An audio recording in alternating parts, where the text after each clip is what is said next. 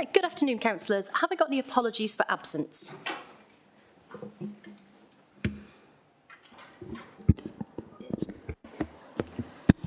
We've got apologies from Councillor Maria Stevens.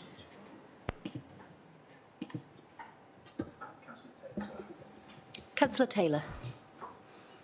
I've got apologies from Councillor Howells, Marion Howells. Great, thank you. So we're going to move to the minutes of the last meeting. Is anybody prepared to propose those as a true and accurate record of our meeting? Yeah, I move. Thank you, Councillor Grocott. Sorry, Chair, can I just pause you there? I've got some matters of accuracy in the minutes, if you don't mind. First of all, and I wouldn't normally mind, but my name is spelt incorrectly on page 3 and 4. But more importantly, if I take you to the motion that I proposed in the last council, you will note that it's recorded in the minutes that there was a rather substantial amendment proposed by the Cabinet member, when in actual fact all the Cabinet member proposed was a change in the detail of the name of the retail relief scheme, which I accepted, and we didn't indeed progress to any voting on an amendment. So that whole amendment in its entirety was not agreed by this council, only the name of the scheme was agreed. And if you wish to go back and review the recording, I'm sure that that would be borne out. Thank you, Chair. Thank you, Councillor Taylor. Councillor Chandler. Yeah, thank you, Chair. There's also an inaccuracy on the top of page 4 about the self-assessment report. It says there were frustrations about the reflective nature of the report. Actually, the frustrations were the exact opposite of that. The frustrations were about the self-promotion aspect of the report, and it was insufficiently reflective. So, and that was the nature of the discussion, because it followed on from what we saw at Governance and Audit Committee. Okay, thank you, Councillor Chandler. Councillor Neal. Thank you, Chair. A couple of points, if I may. One is on item number 8, where a question was asked about staff turnover, and the leader stated that there would be a follow-up to this, which I presumed, and I guess other councillors presumed, would be in writing following the meeting. I'm not aware that that's taken place. And more generally on that particular issue, I'm not quite sure how actions that are determined at the meeting are clearly represented in subsequent actions being completed. It would be useful to know that. And in terms of the motion number 11, the follow-up to that was an expected follow-up by Councillor Garrick in regard to writing to all other 21 local authorities, but to represent the points made in the motion to the Welsh Government, which would result in a debate in the Welsh Government. And again, I'm not aware of any follow-up on that, and I'd be grateful if we could get some clarity on those particular points, but more generally how follow-ups are actually going to be monitored and assured. Thank you. Thank you, Councillor Neal.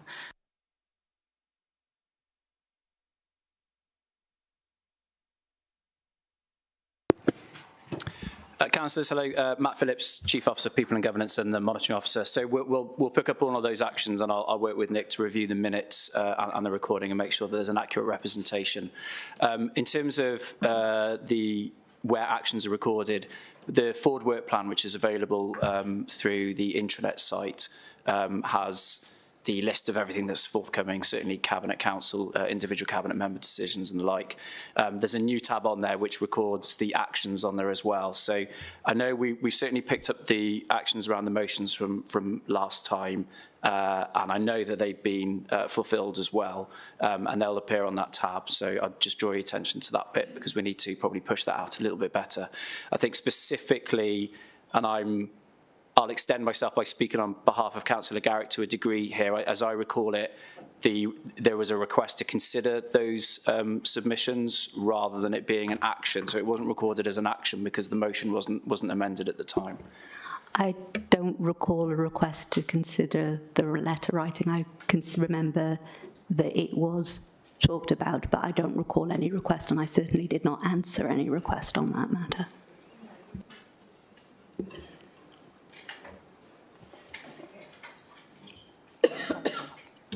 Chair. So, Councillor Taylor, yeah.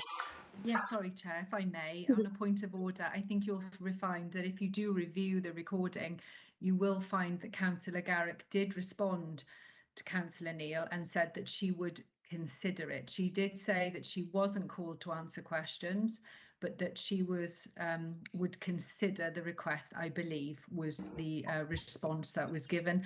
And I'm not aware that that letter has been yet circulated to members, if it's already been drafted. Thank you, Chair. Thanks for allowing that. Thank you, Councillor Taylor.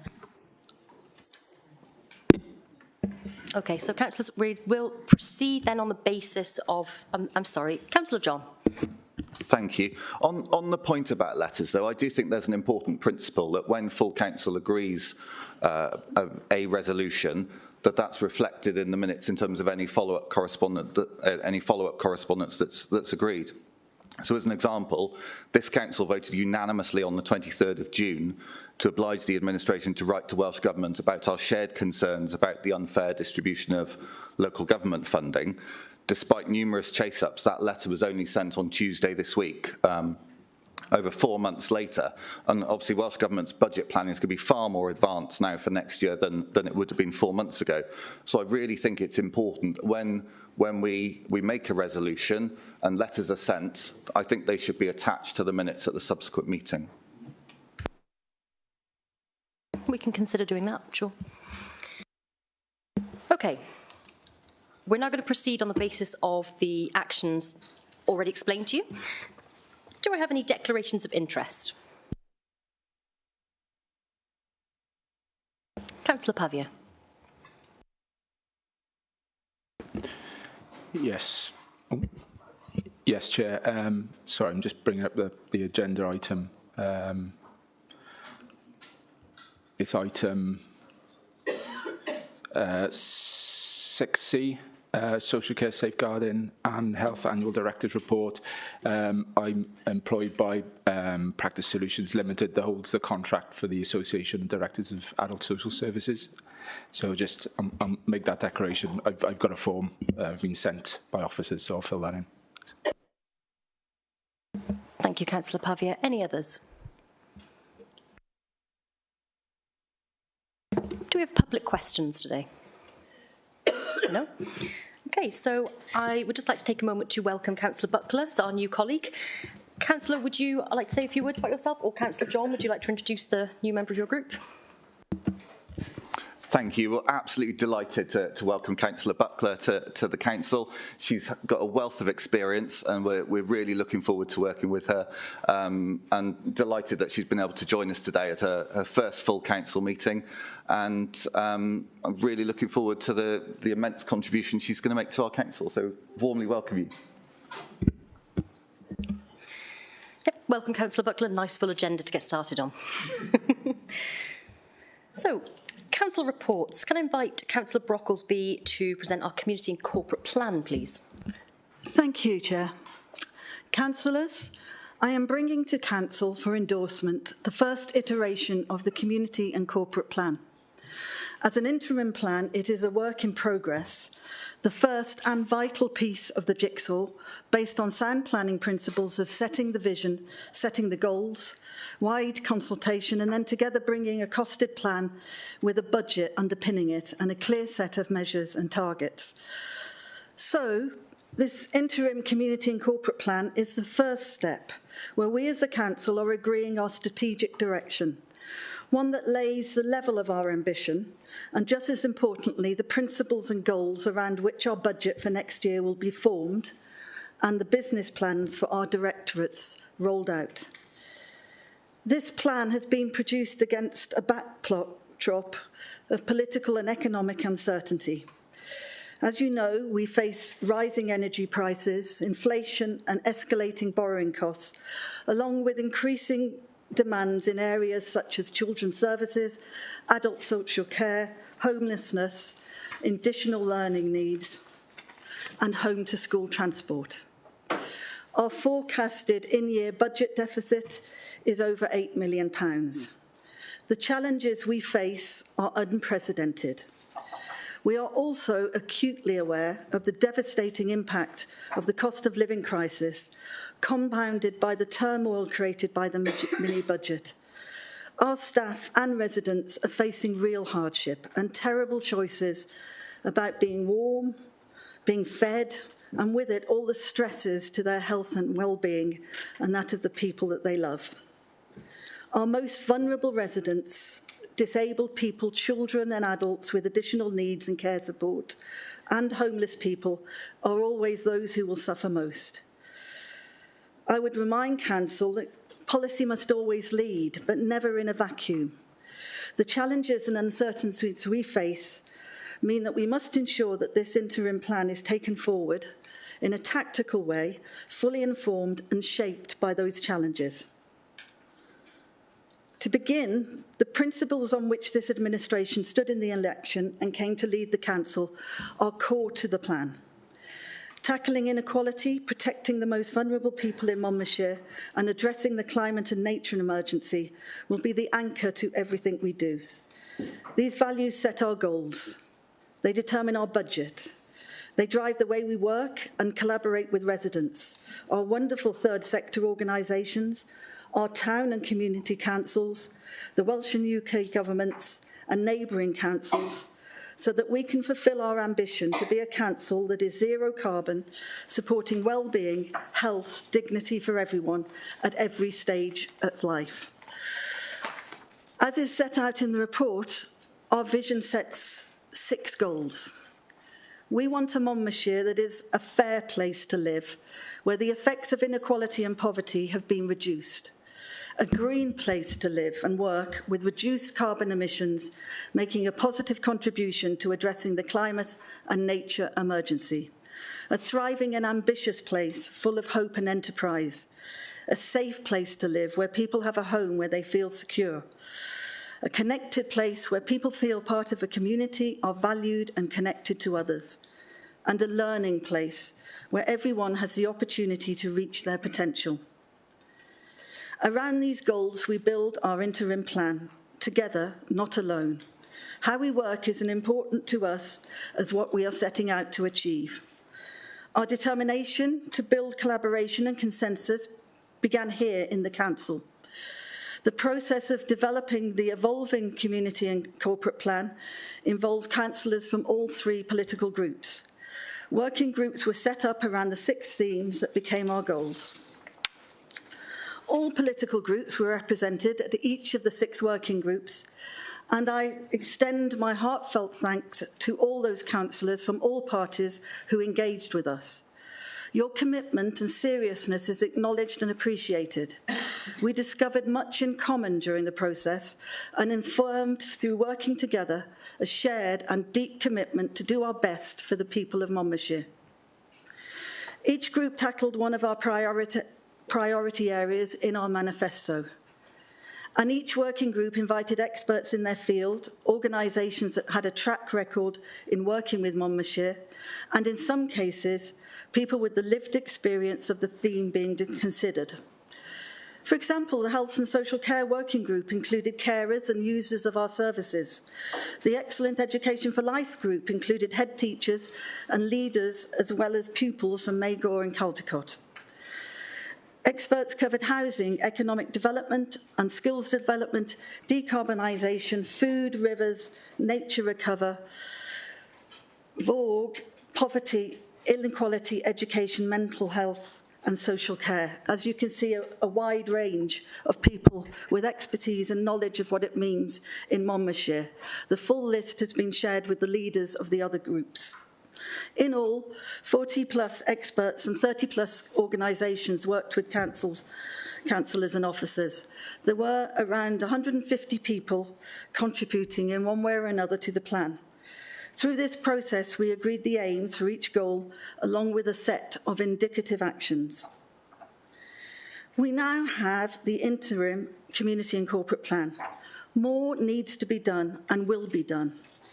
What the interim plan does is to provide the architecture, the essential building blocks for us to build the full plan under our budget.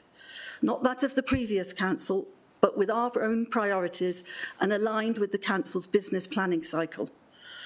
The development of the final plan, with measures and strong targets, which will be fully accountable to council, is now in lockstep with the budget planning process, enabling a realistic, affordable and fiscally responsible plan that at its core addresses both inequalities and the environment.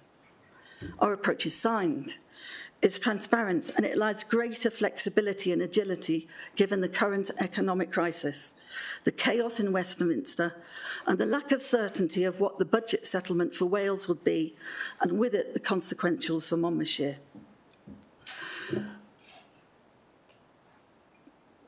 There will be those who wish we had included more detail, even at this first planning stage. I say again that to do so now before the new UK government has set out its spending priorities would not be sensible and could mislead our residents.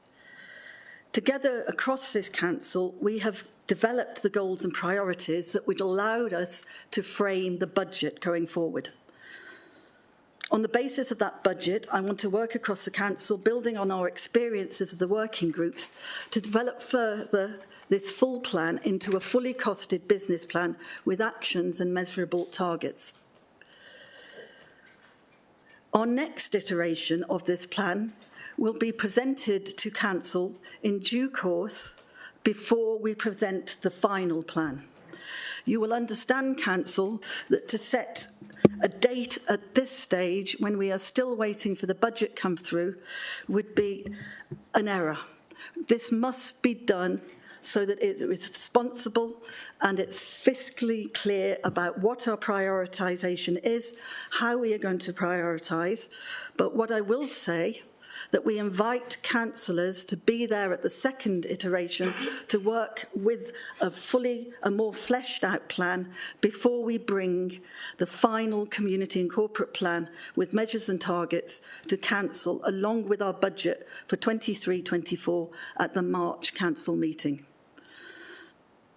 I would ask you to endorse this plan, council. Thank you. Thank you, Councillor Brocklesby. Councillor John. Thank you very much. Thank you, Leader, for your presentation. And I think there is much common ground in what you've set out. And I welcomed your decision to invite opposition parties to the workshops to discuss the development of the plan. I note in your speech you've referenced this as an initial plan, which is obviously very different to what it says in the document. It's very clear this is the community and corporate plan. You mentioned there'll be another iteration. You told us on Wednesday that the next iteration will be coming out in March. Can you clarify that confusion there? It's almost 6 months since May's election and has been well documented due to a number of factors, including Partygate. The Labour Party became the largest group on this council and formed an administration for the first time in 20 years. Knowing that a number of your councillors were paper candidates and were elected unexpectedly, we've cut you some slack in recent months as the councillors continued to follow a Conservative corporate plan. So we've been looking forward to this day when you'll be setting out your intention to replace this, a 40-page detailed corporate plan. It was really comprehensive, setting out the Conservative vision for the county through 22 separate goals, but behind it, around 100 clearly evidenced and specific actions to take, setting out who's accountable for delivering them, and crucially, how performance is going to be measured. So you can imagine our disappointment when we saw this. 6 and a bit pages. It feels like a wasted opportunity to put forward an ambitious vision for our county. It's generic, it's lightweight, and it's completely lacking in substance. The goals in it are vague, and there's no specific detail about how they're actually going to be achieved, who's responsible for delivery, or how we as councillors can hold you to account for delivering on them. When cabinet members appear before a select committee to be scrutinised on their performance, how can we hold you to account for delivering this plan? It's impossible, because the document is so woolly, there are no firm actions in there. So how can voters have any confidence that this council is going to deliver for them? Instead of action verbs, it's full of woolly language like continue, support, or promote. For example, continue investment in active travel. It doesn't say how. What are the priorities? Are you going to stand up to your bosses in Welsh Government and demand a fairer share of active travel funding so that we can better connect our rural villages? Because at the moment, so much of that funding is targeted towards towns and cities. And that's why councils like Cardiff and Swansea are getting a bigger share of the cash. Because at the moment, it's not safe to travel, to walk or cycle along the B4245, for instance, because active travel funding is skewed towards the cities. It feels like there's no vision, no insight into your plans, just a vague, meaningless commitment about spending money. There's another one in there, reduce avoidable hospital admissions. How are you going to do that? If we approve this document today, we will never know. Your vision for the entire economy is reduced to less than a side of A4. Reshape and redevelop town centres. What does that mean? Which ones? All of them? How? By when? Who's delivering this? Who's responsible? For what purpose? What's the benefit for our residents? Again, if we approve this document today, we won't have answers to those questions. We would just be giving you free rein to drift along in office as you've done for the last 6 months with no clear policy programme, no accountability and no plan. Now we know that if you want to deliver on the aspirations in the local development plan, that we need further investment in infrastructure. You've blown a bit hot and cold on a new strategic link between Chepstow and Sedbury. Its absence continues to hold Chepstow back and cause traffic misery for our residents. It's not referred to in the document, so perhaps you could confirm your position on that today. There's no mention of pushing for any improvements in public transport anywhere in the county. No mention of protecting bus routes. Nothing on Mega Station. No pushing for improvements to the Cinderella line to Chepstow or to Seven Tunnel Junction. There's not a single mention in the document of roads. We know your bosses in Welsh Government don't want any roads, but of course the reality is in a rural county like Monmouthshire, with limited public transport, the car is a necessity. You don't even reiterate the commitment that's in your manifesto that you'll fill all potholes within 5 years. In education, the document seeks to take credit for the continuation of projects that were set out under the previous administration, like the new school in Abergavenny. I know the cabinet member describes himself as idealistic, but that section is equally lacking in detail about how these goals will be delivered. There's nothing specific on nursery provision or childcare, or about the importance of STEM and entrepreneurship in schools. Following last week's cabinet meeting, the leader shared with me and Councillor Taylor a list of all the experts and organisations that have supposedly fed into this document. There are clearly councillors and officers, as well as other partners that the administration would ordinarily meet with as part of their day-to-day roles. I see there are also a number of members from your Labour Party CLP and also a member of Extinction Rebellion on there, so perhaps you can clarify their involvement in this document as well. We watched with interest the videos that you had commissioned to see if they would give us any insight into your policy agenda, but that was disappointing, and even more so when we found out that they cost £4,000, which seems an extraordinary waste when we know that money is tight to produce public information films telling us about your hobbies of drinking beer, submission wrestling and listening to sheep. So in conclusion, Chair, I feel really disappointed. Even if you're not a Conservative and don't want the Council to follow a Conservative corporate plan, any independent-minded person would see that you're seeking to replace a comprehensive, heavyweight document with something that is significantly inferior. You have inherited a hefty responsibility, leading an organisation that employs 4,000 people and spends close to £1/3 billion every year. And I feel really disappointed that this is not a sufficiently serious document to steer the ship. I think you need to go back to the drawing board with this document and come back with something better. I feel really embarrassed that you've brought this not even half-baked document to our council. This is not a corporate plan, and I urge colleagues to reject it. Thank you, Councillor John. Councillor Murphy. Yeah, thank you, Chair. And I have to say that I'm getting increasingly frustrated at the use of the word central government when it comes to grant funding, and it's in here again.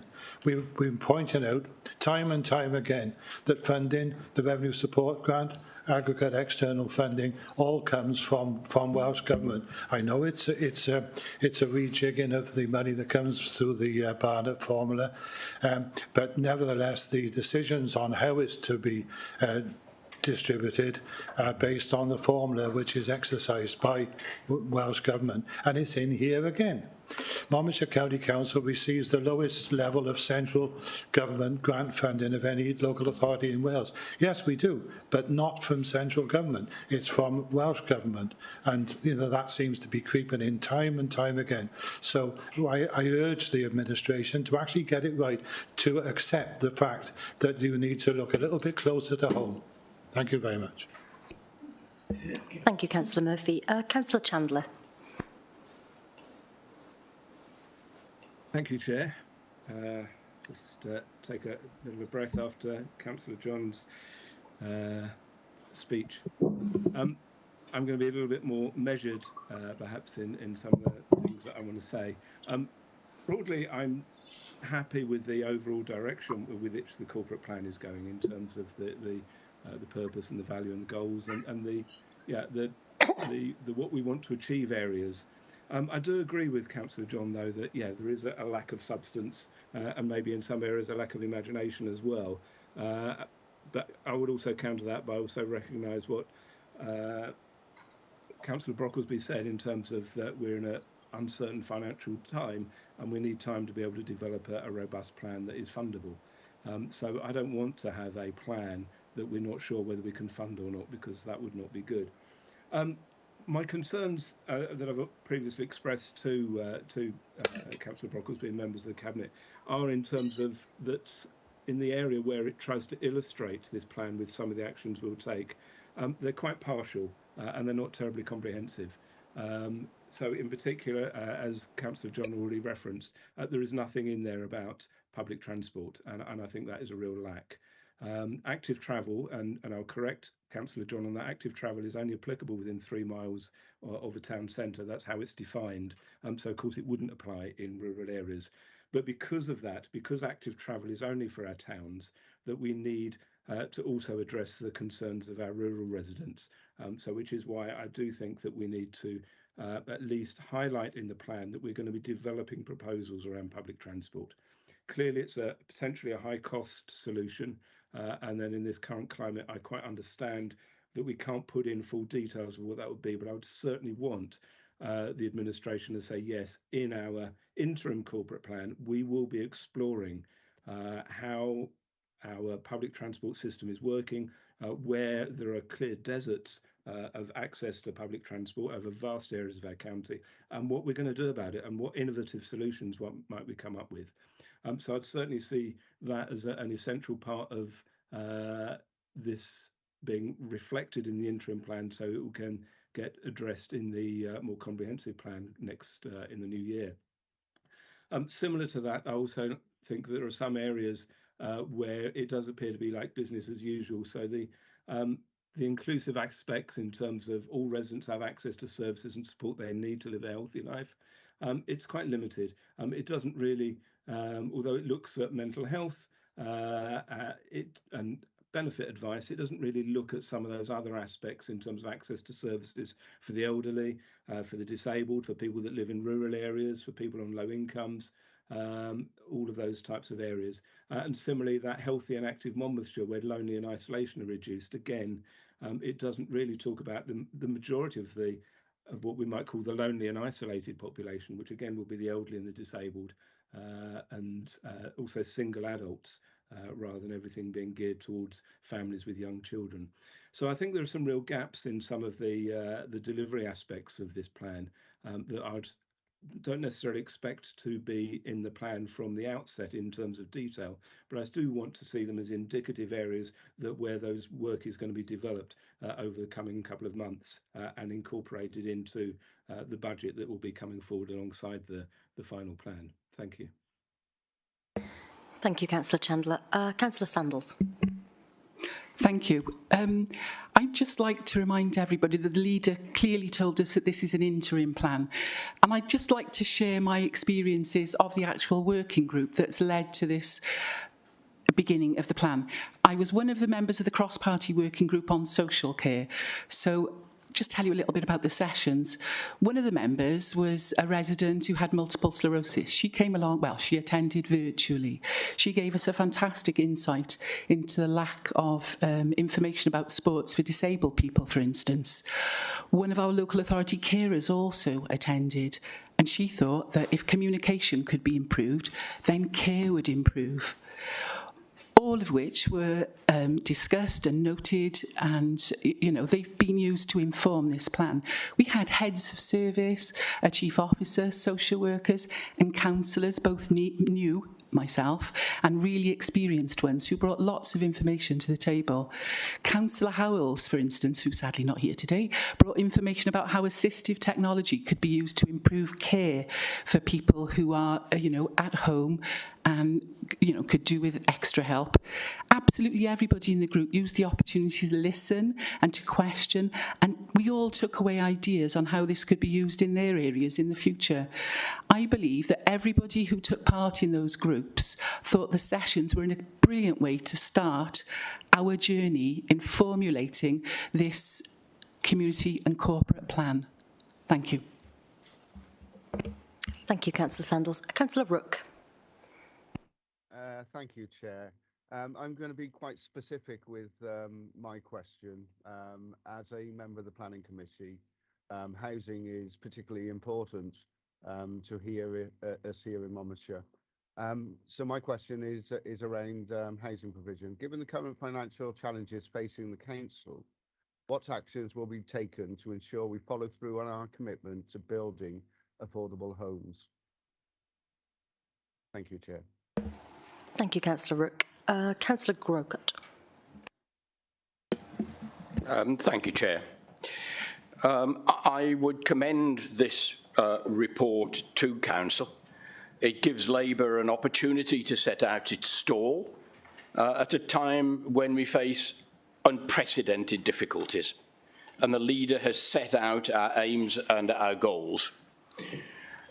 I was interested to hear from the Leader of the Opposition that the gloves are now off. We've been waiting for this moment for some time now. But if that was it, Richard, it was a bit like being gummed by the old family dog that's lost its teeth. I really felt no pain at all. But actually, there is one basic point that you failed to admit, and that is the plans that you had that were so marvellous were actually roundly rejected by the electorate. And when it came to putting our two sets of ideas to the public in Monmouthshire, it doesn't need me to remind you that our representation has gone up from 8 members in the last council to 22 in this. I think that is a ringing endorsement of the ideas that we set out to the public. And when we arrived in this place as the group who will take forward our actions, we have from the outset made it clear that we will seek to work with all groups and all councillors. The leader of the council has referred already to the working groups that we set up. I had the honour of chairing the one on education. And I'd like to thank personally Paul and Louise from the Conservative group, David from the Independents. We all came together to make a contribution that will hopefully see education move forward. I also think that the leader of the council was right in referring to our cost of living meetings that we've held around the county. And again, I'd like to thank Tony and Faye from the Conservative group, Myrion, who would have been present, but unfortunately he couldn't make it that night. Another example of this administration reaching out and seeking the best of what everybody can offer, because we are going to need the very best and the very brightest ideas to see us through the impending crisis that we can all see coming down the tracks towards us. So, yes, praise where it's due. Praise to a lot of Conservatives and a lot of independents who have helped the Labour group to get itself established. When it comes to the leader of the opposition, I have to say I feel only sympathy because he has to work very closely with our new Secretary of State for Wales, who I saw the BBC referred to as an ex-lorry driver. Well, I hope he's kept his HGV because he's going to need it after the next election, I think.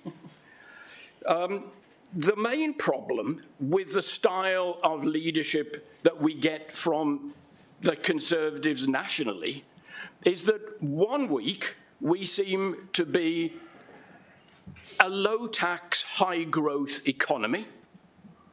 The next week, the army of foresters who've been looking after the magic money tree are all gone, and Conservative policies shift to the opposite. How on earth can we receive a missive on how to plan from the leader who is in hock to a political party which flip-flops from one idea to the opposite in successive weeks as a way not of running this county council, but of running the entire nation? I think that what we have put forward here today is the best that we can do, given that we are operating on a budget set by the previous administration, which was inadequate at the time and is now creaking at the seams under the slightest pressure. We cannot make any financial commitments in the present financial year, and we have not sought to. That is not a sign of weakness, it's a sign of realism. We will lead this council for 5 years, and we will seek to transform the lives of people who have been neglected for many years by previous administrations. I look at members of the opposition and I say to them, you dare let the people of Monmouthshire down now by voting against our proposals. You dare vote them down and see what happens next time people go to the ballot box. They have made it very clear that they have elected a Labour administration in Monmouthshire, and in 5 years' time, I have every confidence that as a group we will go from strength to strength, and once we are setting our own budget and we have complete freedom to control that budget, we will use that to direct a social transformation in Monmouthshire. Thank you very much. Sorry, Councillor Taylor, what? Don't just chip in. Is this relevant? Sorry, is this diatribe relevant to the report that we are currently considering? Well, Councillor Taylor, I felt rather an over-politicisation of what we're trying to discuss. Okay. I felt that there was some leeway in this for a bit of political cut and thrust. I think we heard that from Councillor John, therefore I am willing to hear it from Councillor Grocott.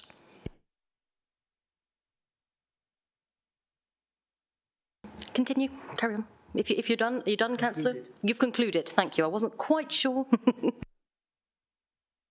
Councillor Jones. Thank you, Chair. A brief generic comment, really. It was disappointing. That's my feeling about this. It was encouraging, so encouraging to be asked to help as a so-called expert, something which I really enjoyed. And I agree with Councillor Sandals that these sessions were incredibly positive and forward-thinking. But what has not happened is that these sessions have not been utilised. The report that we have got is simplistic and naive and lacks any depth. And where we started, we have not finished. Now, I know this is an interim report, but how do you think we managed to write a 5-year plan when we did in times of great austerity and other great disasters such as a pandemic?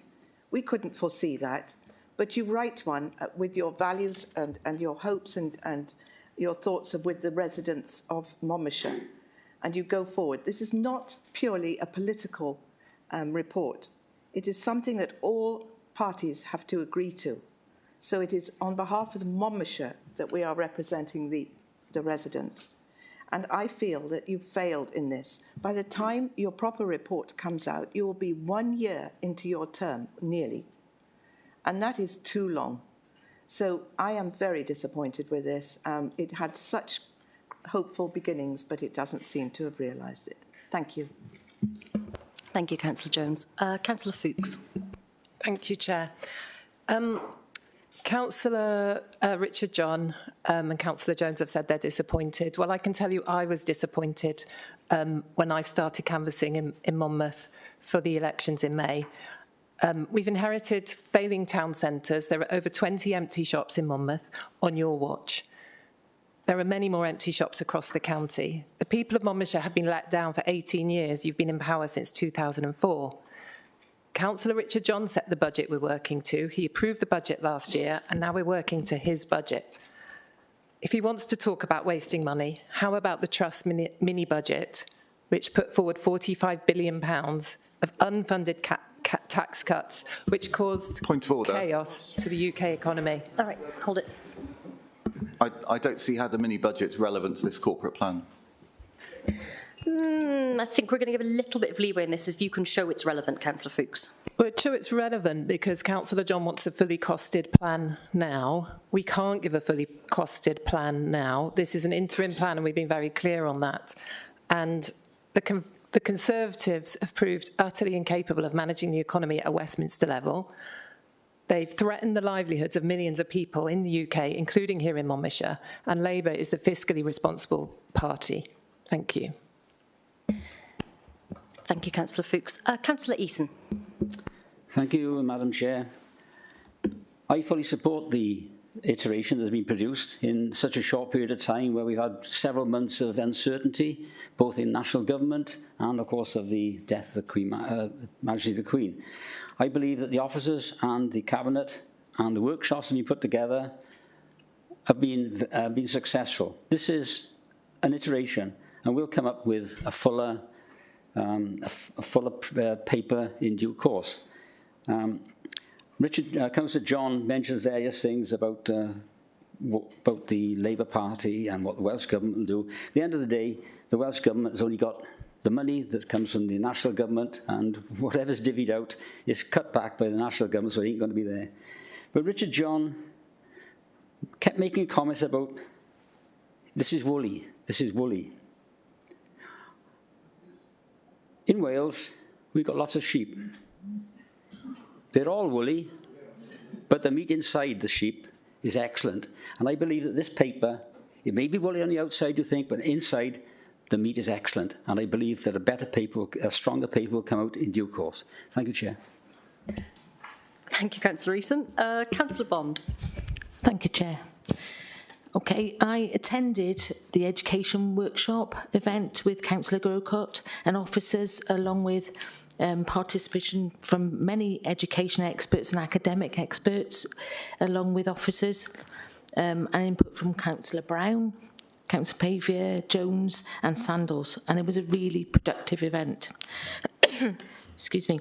Also was able to participate in the Climate and Environment Workshop with Councillor Maybe and the officers, which was also equally productive and included Councillors Chandler, Broomfield, Lane, Keir, and many external experts on climate change and other community groups and individuals.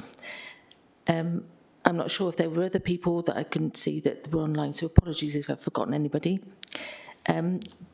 But they were both very enjoyable, hopeful and constructive events, and good links were made when working together. It was fantastic, and well, hopefully will go on for the future. I have a question about the environmental event. I wonder how many of those were from the farming community. I wasn't actually sure, so if I could get an answer on that, please. But overall, the aims and the purpose of these events was to include and involve everybody, or as many people as possible, and bring people with us, and not to do two, as are the feelings of many people in Monmouthshire as in previous times, and myself, and in fact why I stood as a councillor. We discussed many things, including the rural residents and transport issues, and whether flexi buses and the ideas that Newport have put forward, whether we can learn from those, and whether we can use grassroots buses and all those other things. So they were discussed, and they will be in the next level plan. This is a high level plan, and we've had a short time to do this, because when you involve people it takes a long time, but it's worthwhile because then you bring those people with you. So the specific actions will be determined when relative to the budget we're going to be discussing very soon, and the environment. It's a first plan, and we need to support this plan and get on with delivering together, all of us as a council.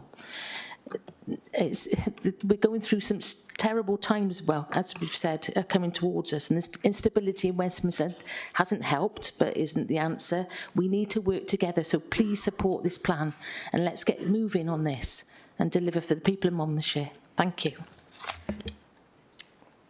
Thank you, Councillor Bond. Councillor Neil. Thank you, Chair. Just for clarity, this is, as stated, the Community and Corporate Plan for 2022-2023. There really is no uncertainty about the budget for this year, so there should be real clarity in the plan. And I'm extremely disappointed in what I've read. All of us as councillors would want to have and get behind a really strong community and corporate plan. That's what we are here for. We're here for our residents, to try and ensure that we've got a tremendously strong plan that the administration of whatever political party can take forward and make a real positive difference. So if it's not clear, it becomes a huge problem for the whole council, for all councillors, regardless of what our political party is. We really need to have a strong plan. The comment's been made on a number of occasions that these are unprecedented times. Councils across the country for the last 10 years and more have been living through what every year have been described as unprecedented times. The cutbacks of austerity have been extraordinary and have really caused huge problems for councils across the country to lay clear plans. The pandemic, similarly, extremely problematic. And certainly unprecedented. It's certainly not something that can be used, and absolutely not in the same year for which the plan has been committed, to suggest that these times, due to uncertainty, cannot allow for a clear plan to be written.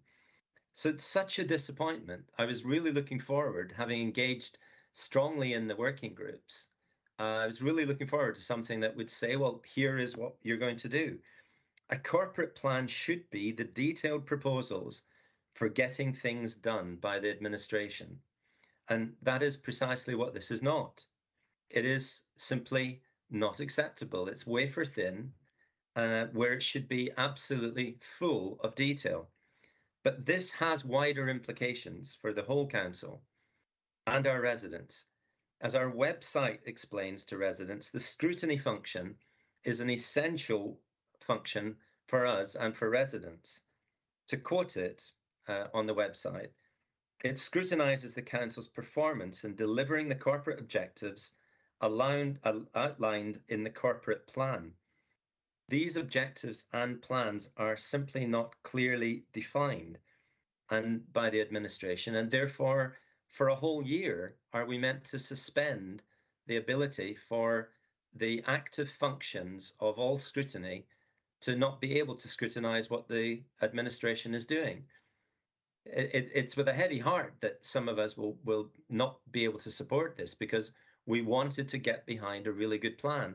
This is not it.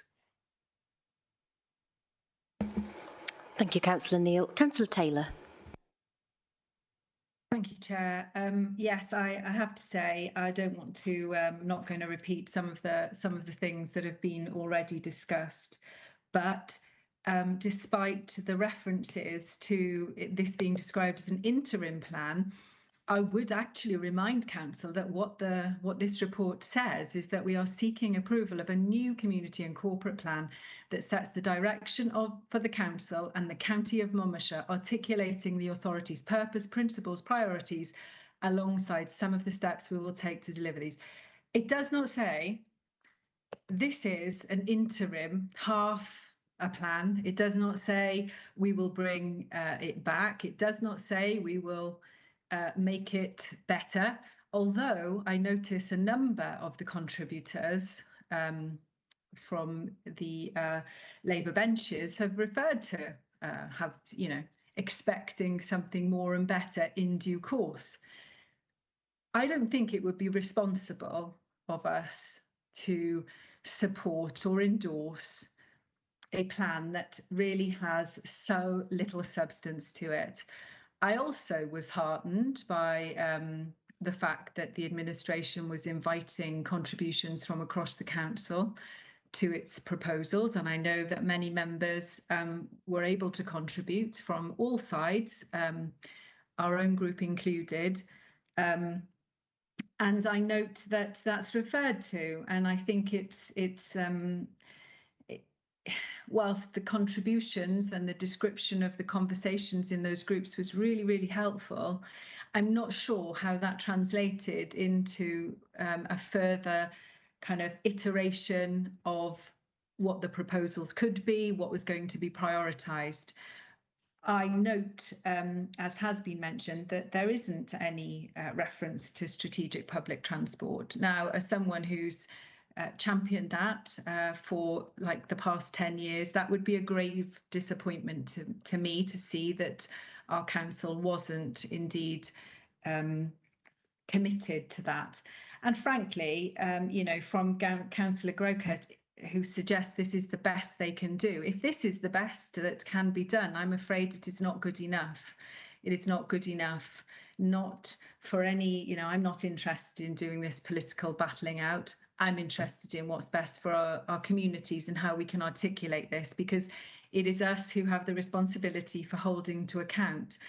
And I don't see how we can hold to account because there is so little clarity. So, for example, if I take one of the proposals, improved access to advice and benefits for people on low incomes. Now, one would wholeheartedly support that. That is a really, really laudable, positive thing to do. I would support that myself. But what I don't know is what we mean by a low income. I don't know what that means, improved access. Exactly how would I hold to account if I don't feel that that's being delivered? I just can't see it. I also would suggest that actually, as we've been pointed out, we have seen where we are from month 4. One would hope that we would move a little quicker on that and be clearer about where we are, because we are in month 7 now.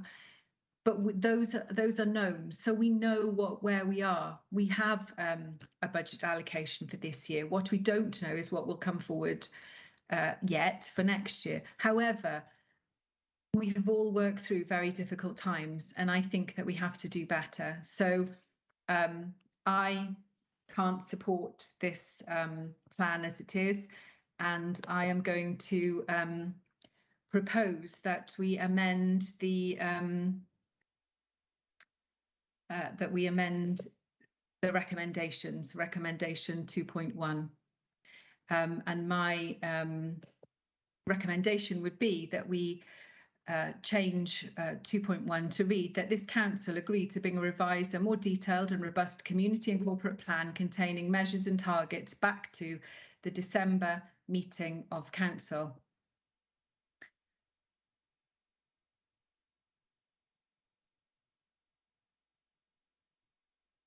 And sorry, unless we are able to do that, I'm afraid that I don't feel I can support this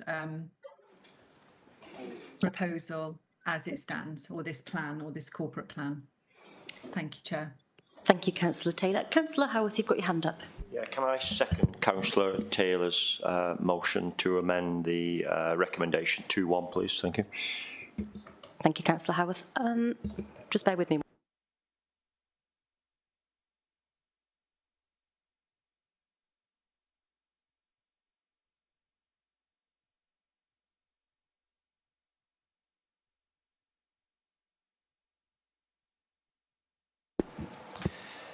Councillors, hello.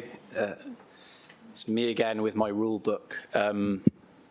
So when it comes to reports being brought forward to council, we have had a history of amendments being brought forward to recommendations, and it was one of those off-piste kind of places that we would often go. So I think 2 or 3 iterations of the constitution change ago, we sought to provide a little bit of structure around it. So the rules with regarding the amendments to reports, they're 27.13 for anyone who is as avid a reader of the Constitution as I am. So an amendment to a report before council may not be moved unless notice of the amendment has been emailed by the proposer and seconded by email to the Democratic Services Manager, that's a statutory role that I inhabit, by 9 o'clock on the working day before the meeting. That is qualified by the chair may waive that rule at their discretion upon receipt of a proposal for an amendment in council that is supported by a majority. So, Chair, you have a say on this, and then if you wish to have council consider that amendment, it would be a vote looking for a simple majority as to whether they are prepared to accept that amendment or not.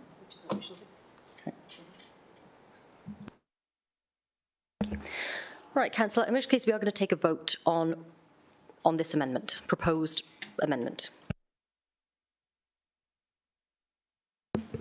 Excuse me, could you repeat? Yes, sorry, we're going to take a vote on whether the council is prepared to consider the amendment as proposed by Councillor Taylor. Chair, could you read the amendment out fully, please?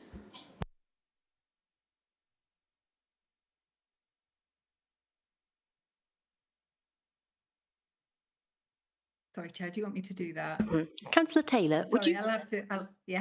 Sorry, I'll email it in a second, but I'll read it out for a moment. If you would, that would be really helpful. Thank you.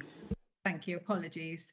That this council agreed to bring a revised, more detailed and robust community and corporate plan containing measures and targets back to the December meeting of council.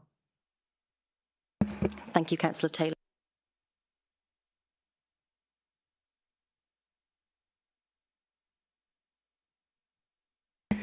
Okay, voting is now open, councillors. I've lost internet connection at the moment, sorry. Sorry, could I just clarify, are we voting about whether we're able to discuss the amendment, or are we voting on the amendment?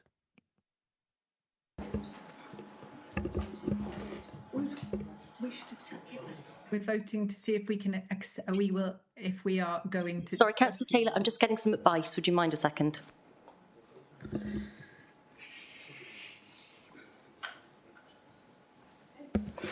So we are voting on whether we're prepared to consider the amendment, and if we agree that we are prepared to consider the amendment, then we will move to debating the amendment.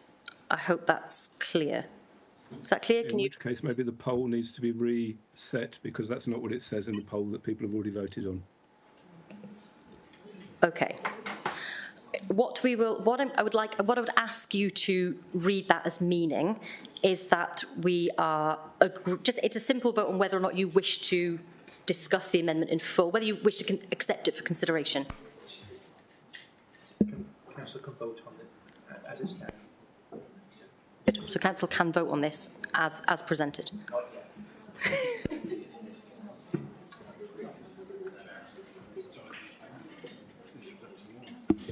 Councillor John. Can we start the vote again? Because the vote actually opened and people voted before we were clear on what we were voting on. I agree. Right.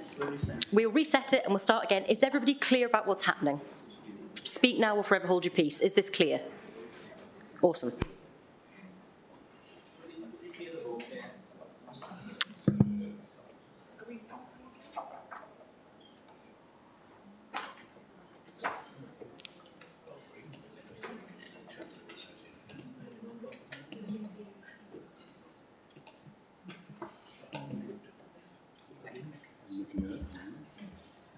Can I check whether it's actually clearing, or are we voting as it is? Reappeared now. All right.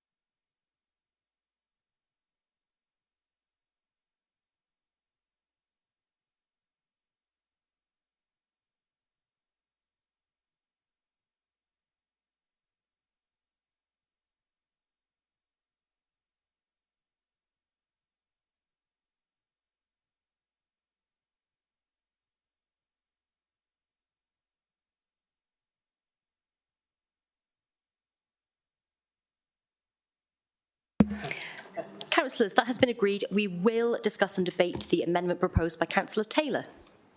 So a new hands up function will open for discussions pertaining to the amendment.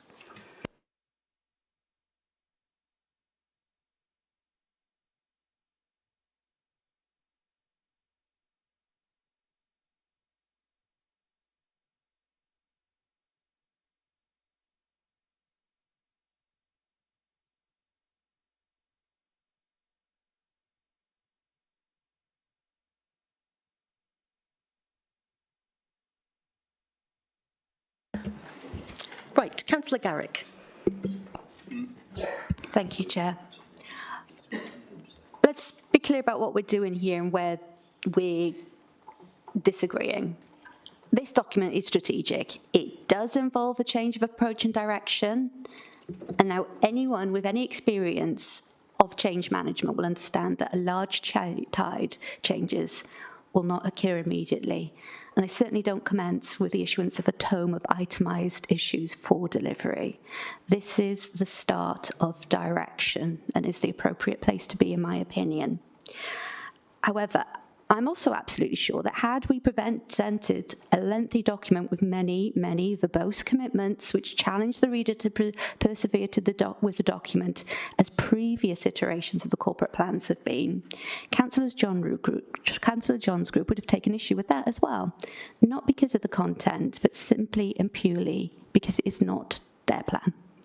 Now, I genuinely welcome the positive input that has been given by colleagues within the independent group, and we have worked to collaborate with councillors across the chamber on the content of this plan, and we intend to collaborate further going forward as plans are further implemented. But I do want to return to something that Councillor Chandler said, and well, I believe he brought up, and the need for imaginative approach in the plan. And yes, in answer to that and the statement which followed, we are very restricted in terms of budget. In fact, it's a fact that there is much that we want in this plan. There is much that we would very much like to effect change on. The reality is we are in a position where we need to look at immense cost pressures in 2023, and we're already dealing with cost pressures in 2022. We will need to make appropriate savings which severely limit our ability to implement the progressive levels of change which we and our colleagues and many of us consulted in the working groups that led to this plan would like. And let's look why. There is a direct reason that we are limited on what can be included in a plan that implements a change of corporate plans and direction. Public funding is under pressure. The previous, absolutely disastrous Prime Minister and Chancellor of this country crashed our economy. Yeah, I'm groaning too, thanks. we're all groaning about it. At the moment, we are in political and financial limbo. The emergency subs come out committing to public spending cuts. And we're now on a halt while we wait for the anticipated October financial statement, which has now lapsed into November. At the end of the day, we have no indication what public spending approaches will be and how those changes and approaches will limit the funding available to Wales and our public finances as created through consequentials. We're limited on where we can commit because we are standing on the brink of unprecedented budget changes which will far outstrip years and years of austerity. So in short, yeah, we do have less content. There are less options that we can deliver, but we can collaborate and we can potentially come back with more. That's how we started this plan, and it's how we can go forward. Thank you, Councillor Garrick. Councillor Brocklesby. Thanks, Chair. I'm going to suggest that we vote against this amendment for two reasons. One is, as I laid out at the beginning when I presented this plan, is that we set the high-level strategic direction. We set ourselves on a journey where we must have a plan by March for the new budget. We are still operating under a budget, and the new budget, which is fully costed and responsible. But we need to have the framing for that budget process, which is the most challenging it has ever been. I took advice and counsel after the Cabinet meeting and saw clearly that it would be useful to have a second iteration of this plan prior to bringing it to March, to allow Council to look again as we develop the process. But it has to be done in the same route as our budget process and planning. To bring it to December, to come in December and say we must bring it back to Council meeting, given what Councillor Garrick has already laid out, the increased uncertainties that we have around the budget, which gets more and more uncertain day by day, to agree to a date without having the true budgetary figures wrapped round it, I think would be irresponsible. Nevertheless, as I said, we should agree to bring a second iteration of the plan to councillors, perhaps in a special meeting, prior to March, and a sufficient time prior to March to allow proper discussion and debate.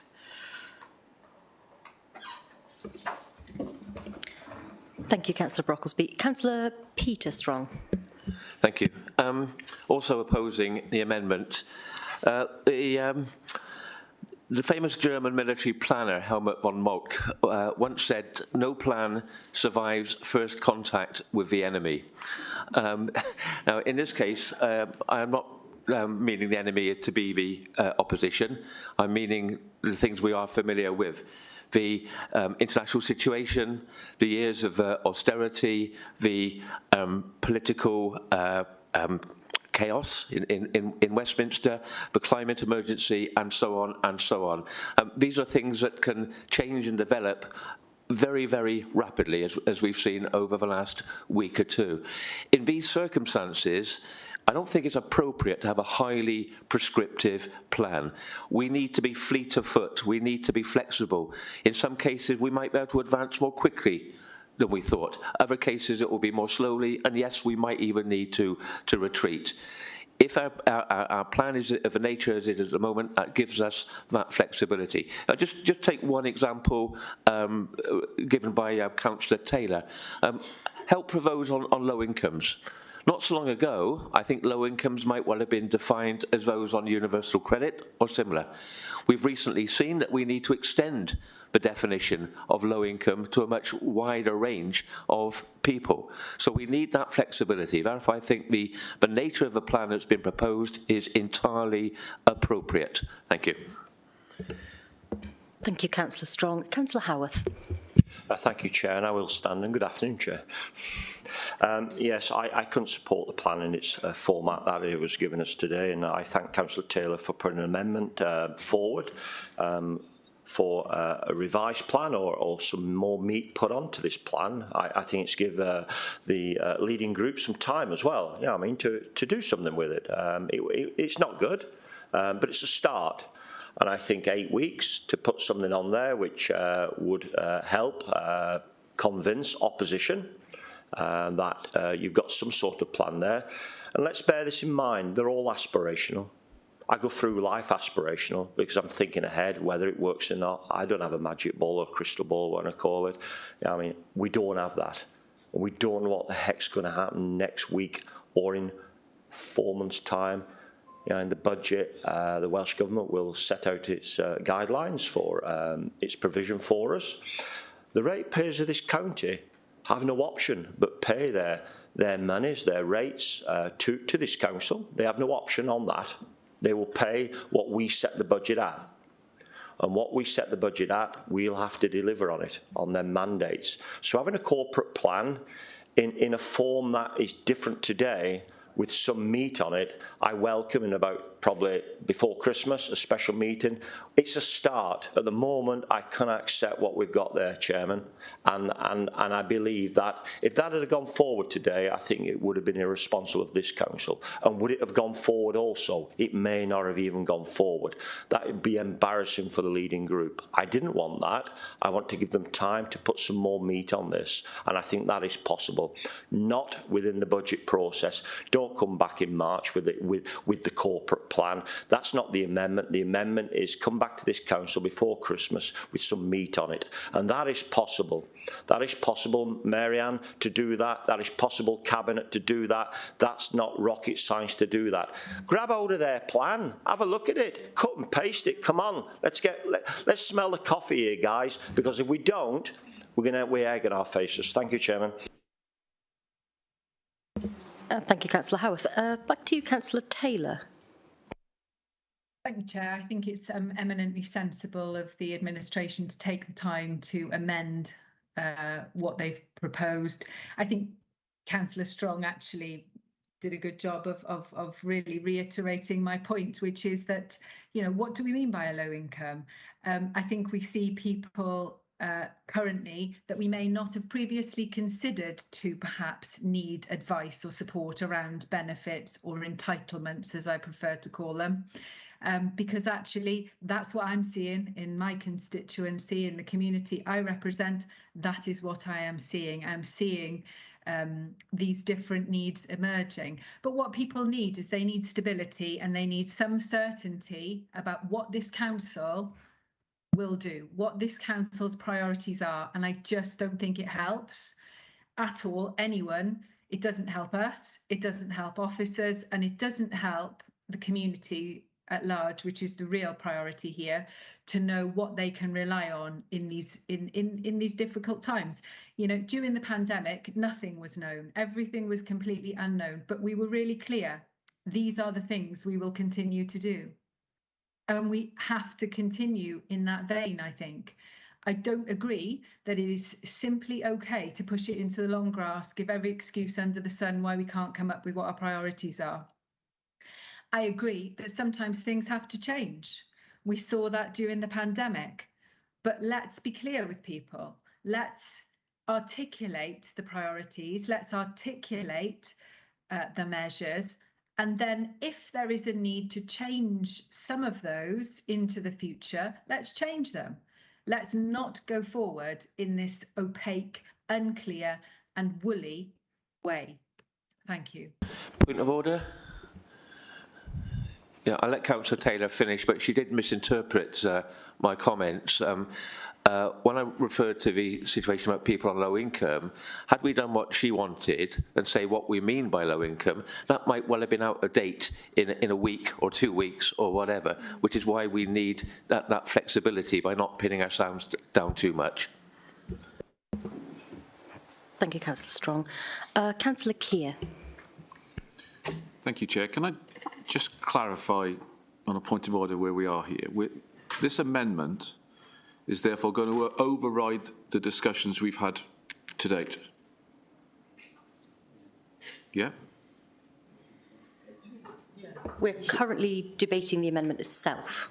But that, if the amendment is passed, it means that therefore what we've previously been asked to talk about, what the debate has been about, that's going to go. Yeah? Right. Thank you. As with amending Fine. a motion, Okay. amending a motion, That's same thing. Point one. So am I allowed therefore to talk about what I was going to talk about before? If you wish to make that your contribution on the amendment. Okay. If relevant. Yeah. Will be relevant. It will be relevant, absolutely, yeah, fine. Okay, first of all, I do want to take up Councillor Garrick's point, where she said that if a detailed plan had been put forward, we on this side of the chamber would have voted against it. I think that's utterly naive to suggest that. What we want to see on this side of the chamber is a detailed plan. So I utterly reject that. Also, I'm quite shocked with a comment that the previous Prime Minister and the Chancellor are the ones who've crashed the economy, as the words that you use. You seem to have forgotten about COVID and you seem to have forgotten about Putin. The economy hasn't been crashed in 6 weeks. It's been going on for a lot longer than that. And I think what you said, the cost, with respect, the economy has suffered greatly because of COVID. That is not in doubt. And the economy has been affected by what is going on in Russia and Ukraine. That is simple as that. With regards to the plan, there's a lot of, being 14th on the list, there's a lot of comments that have taken place already, which I agree with. And I particularly wanted to associate my comment, the comments of Councillor Neil with regards to the plan. Obviously, colleagues on this side of the chamber, we're disappointed to be sat reviewing the new administration's community and corporate plan rather than the continuation of the one that the previous administration had been put together, which was detailed in the manifesto. Now, I've got nearly 37 years of corporate finance behind me, looking after large and medium businesses. Point of information, Chair. I thought we were discussing the amendment. We are discussing the amendment, but I feel that what Councillor Kew is contributing at the moment is an acceptable part of our debate and discussion. May I continue? Yeah, thank you. So I'm used to looking at corporate plans, and very detailed ones, and analysing them. So as a councillor, a new councillor in particular, I've been waiting in expectation and intrigue for a 5-year plan to be put before us since May. A new administration, a new colour, dare I say, new ideas, and we indeed have been kept waiting. I welcome the process that you have been undertaking, and I certainly, where I have been involved, I pay tribute to Councillor Maybe in what has been put forward. The contributions there have been translated in the document. But what have we got? As you've now said, today it's an interim plan. It doesn't say that in here, but you've now said that it is. But it's received nearly 6 months in, and it's nearly 6.5 pages long. I am pleased that on page 6, that this document details the low level of funding that Monmouthshire has received. Based on a Freedom of Information request to the Welsh Assembly Government, since the formation of the Assembly to this financial year, in terms of funding increases, Monmouthshire is languishing at 19th out of the 22 councils. This council's increase over that period has been 114%. The 22 council average is 135%. And the highest council, the top, is 154%. That's a significant 40% difference in the increases. The previous administrations have consistently raised this point, and I was pleased to see that Peter Fox, our MS, raised this again on the floor of the Senedd yesterday. Prior to today, I'd written a question for the leader. Has the funding review motion agreed in June meeting been taken forward to the Welsh Government? I now found out it was sent 4 days ago. I don't think that's acceptable. I am, however, overall struggling with this. My O-level economics taught me about business plans being smart and reviewed. They don't sit in the bottom of the drawer. You have to put a peg in the ground and move forward. And they then reviews. I'm sorry to say, I think this is just too wishy-washy to be measurable in a meaningful way. I think, as has been said, it lacks detail, it lacks depth, and it fails really to detail how you're going to deal with, I know that will come separately, the projected overspend of 8.8 million. It is indeed, as you point out, a holding document. But on that finance point highlighted on page 2, I accept that consultations are one thing, and I said they are welcome, but I am really struggling with the idea of a participatory budgeting programme to enable citizens to have greater influence on how we spend our money. We are the elected and indeed paid county councillors to act in the best interests of our citizens and businesses in Monmouthshire. The new administration and cabinet, as Councillor Neil says, are accountable, not unelected individuals of whom we know nothing about. If I try to put aside... The council has now strayed into attacking the details of the plan, which is not what the amendment is about. That was part of the previous debate and maybe part of the debate once the amendment has been agreed or defeated. He's moved from one territorian to another now. The feeling that I have, I think, after discussion, is that it's such a complex issue, and the main body and the amendment are kind of so intrinsically linked at this point. I'm keen to be as light touch as possible in censoring or regulating people's contributions. So on that note, I'm going to let Councillor Keir continue. Thank you. So to finish, if I do try to put aside the lack of depth and detail, the approach to the finance in itself is one that I can't support in this document. In my opinion, at this moment in time, the people of Monmouthshire deserve better. Thank you. Thank you, Councillor Keir. Councillor Pavia. Yeah, thanks, Chair. I do have sympathy with the principles of the amendment. As opposition councillors said, I was involved in a number of the consultation sessions. We had 2 half days on the social care development side and a half day on the education side. You know, I will say though, we only really scratched the surface in those sessions. It was just enough time to probably identify some key principles, a few of the challenges, and an opportunity to start exploring some of the solutions.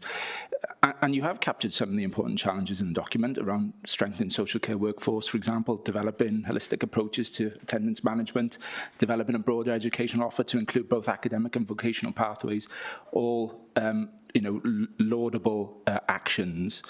However, in terms of what you're suggesting in terms of the plan, and you said it's an interim plan, as I think as Councillor Taylor said, we needed to be clear on what we were what we're being asked to agree.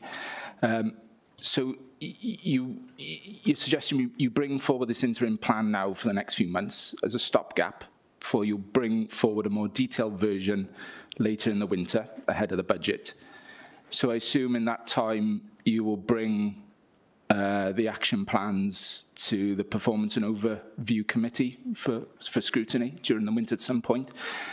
And will then the corporate plan that you're bringing forward early next year, will that be the 4-year plan? Is what I'm sensing from yourselves as the lead administrative group is that given the various headwinds in terms of economy and other things, you can't foresee the potential, the challenges. So are we looking at 1-year corporate plans? I mean, I don't know.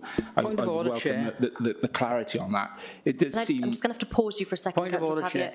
I'm getting rather confused as to what's being discussed at the moment. Either we're talking about an amendment by Councillor Taylor. Councillor, I'm refer you back to what I just said. Yeah. So there doesn't seem to be much flexibility there. Thanks, sir. I was just going to say that it just seems very clunky and disjointed to me, and hence why I have sympathy with the amendment. as Councillor John said, you've got a blueprint for a corporate plan, and even if you didn't want to take a Conservative plan, you know, you're a member in the WLGA Council. There's 17 very experienced Labour leaders on there that you could have approached and asked about various approaches to corporate planning, and you could have given yourselves more time and presented a more robust plan early in the year. I mean, you've given yourselves this arbitrary target of bringing forward something now when you really didn't need to, if it wasn't ready, you know. As he said, I've got sympathy with the principle. I mean, I don't think December is enough time. I think you probably need to go back in January. At least you'll have an indication then from Welsh Government what the local government settlement's going to be, and then you're in a clearer state. But you know, if the council agrees December, you know, I think that's a huge amount of pressure on officers, and you're still going to be unsighted on what the Welsh Government's final budget, draft budget, is going to be. But I think it does need a significant rework. You know, whether you can do that in 8 weeks, you know, I don't know. I think you need to give yourselves a bit more time and look at January. Thanks, Chair. Thank you, Councillor. Councillor Thomas. Okay. Excuse me, I think it's Chair. Councillor Neil's first. Sorry, I don't know why, but.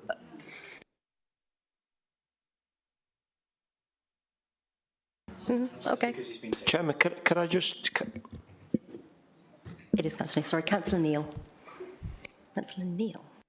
Thank you, Chair, and thank you, Councillor Thomas. Yeah, I just really would like to make a couple of points. To be really clear, the reason that we are in this situation right now is because the current plan is so weak. It's a self-inflicted problem, but I think it's very important that the administration understands that this is a council, community and corporate plan. And when Councillor Garrick makes those political points, which are really unhelpful, suggesting, in fact, stating that Conservatives would not have supported a good corporate plan, it's patently absurd. We contributed, many of us, many hours of contributions to the working groups. These were not along party lines. We had every good intention of supporting a good plan. And the reason that we are having this debate right now is because we don't have a good plan. I'd like, Chair, if I may, just to be really clear that we are debating the amendment as set out by Matthew Phillips in the chat. And Councillor Taylor, that's not to suggest that your words were wrong in any way. I support the principle of that. I just felt that it would be worth being clear at this stage that we've got one recommended amendment and not two in separate wording. Thank you. Thank you, Councillor Neil. Councillor Thomas. Okay, diolch cadeirydd. Thank you, Chair. I'm surprised in some ways. In another way, I'm not surprised at the level of sort of vitriol and criticism that's been made today. And certainly, I felt going into the process, and I wasn't a paper candidate. I was in the last administration with a majority of 3 votes against an established Conservative candidate in 2017, and I went back with 372. So I obviously did something right for the people in my ward, or they wouldn't have voted for me in those numbers. But in my mind, this is a high-level plan, which is the start of the process. It's not the end. It's not the final finished plan, costed against the budget, and we are in incredibly uncertain waters. And I'm not going to go into whose fault it is and have all that argument. But that's where we're at, and that's where every other authority in Wales is at the moment. Also, I mean, I don't think that the general public would disagree with the points made, for example, in my area of responsibility that I've put forward in this plan. In terms of prevention, you know, I would hold fast to the concept of the ambitions and the objectives set out in the plan. Who would object to wanting to try to prevent people going into hospital when local general hospitals like the Grange are absolutely chock-a-block with people? And generally, if older people go into hospital, then they tend to get log-jammed in there, and they will be there for some weeks and in those weeks, they tend to deteriorate because general hospitals aren't geared up for people with complex illnesses and conditions. They deteriorate, and then they can't move out. You know, who would object to that? I certainly wouldn't, and I know people in my ward, people in the county wouldn't object to that. And also the same goes for support to families. You do not want families to fail, families that are struggling. You want to put prevention in there. You want to put support so that you stop those children ending up in care, which is really not the best place for them to be if you can keep them with the family. So, you know, I stand by this. I disagree that it's lightweight. I disagree with some of the criticism, and possibly as a Labour group, by involving people, perhaps, you know, we missed a trick. We should have just written a long, verbose 40-page plan with targets and figures in there that probably didn't mean a lot and would confuse people. And instead, we went for a 6-pager to set out high-level objectives and, in the future, to flesh that out. I am confident in my own area that I can do that and that it will be what people want. And that's why I was elected, and that's why 21 other Labour councillors were elected. It's in terms of what we do. And in terms of taking on the old Conservative plan, no disrespect to you as a group, but I am not the Conservative. I am a socialist. I'm Labour. And I have different views, and I have different objectives to what you had in the past. And certainly sitting on the last council, yeah, you might have had a brilliant 40-page plan, but lots of it you never actually touched. It was just there. So, you know, let's be honest about it, and let's go with this. And then, yes, it will be fleshed out, and it will be costed, and it will be effective. And if I can't do that, then I'll give up, and I'll go back to retirement and a lot less stress. Diolch yn fawr. Thank you, Councillor Thomas.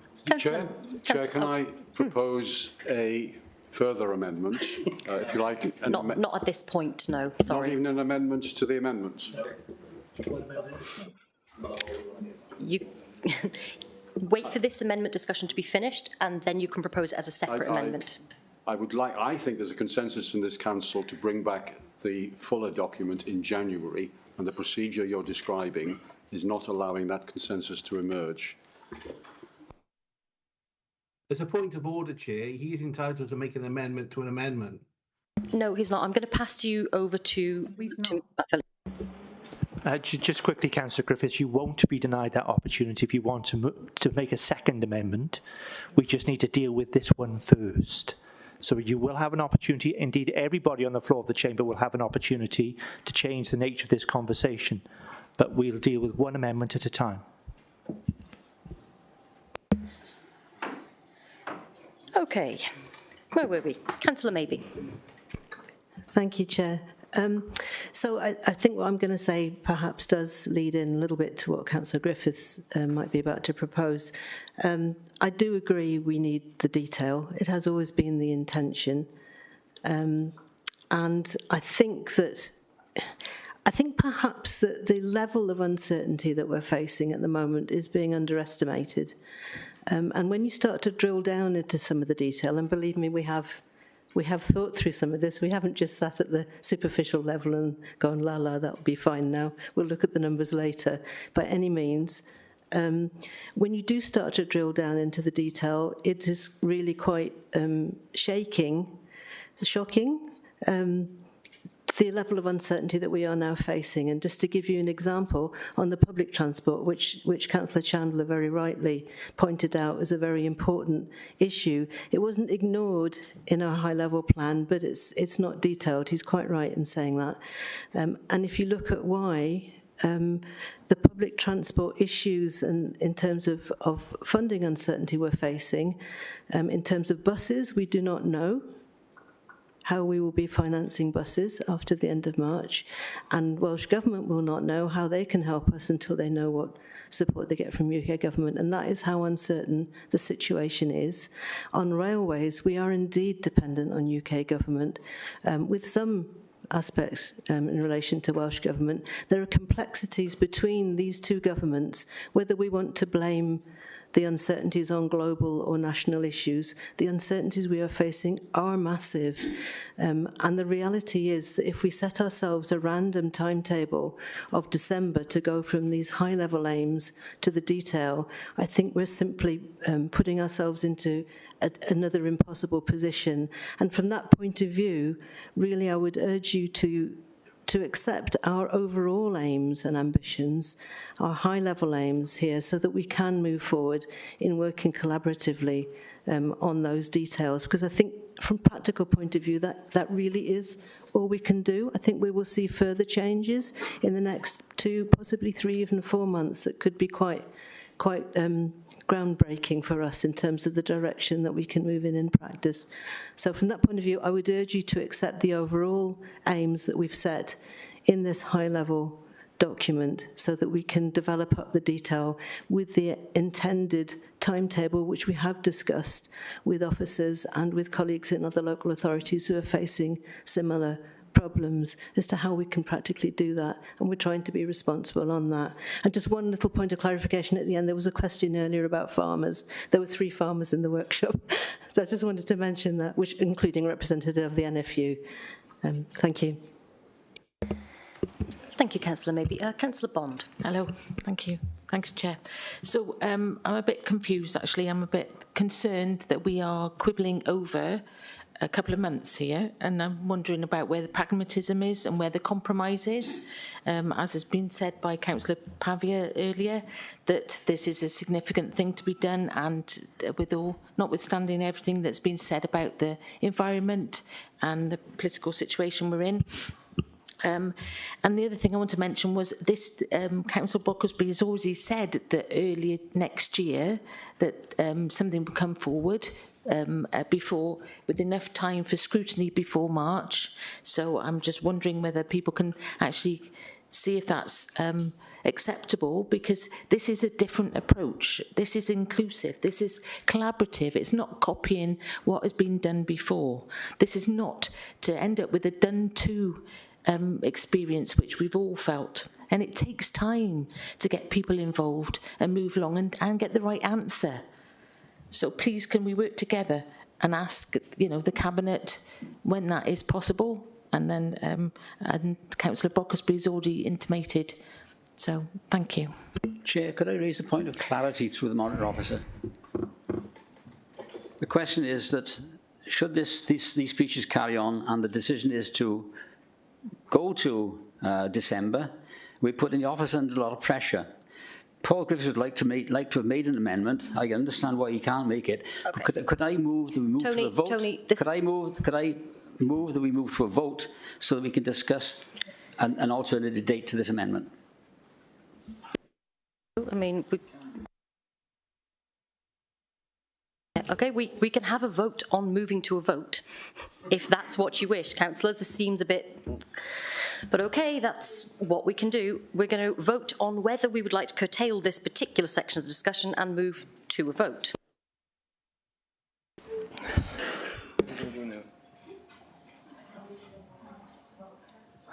Councillor Brown, we're going to have that vote before we come to you, I believe. Yeah, sorry, can we actually clarify what we're voting on? Because okay, so I'm not clear, because there's actually a proposed amendment that's been put in the chat by Matthew Phillips, and I'm not clear if that's the same as the amendment that's been proposed by Councillor Taylor, and it would be useful if you could clarify that.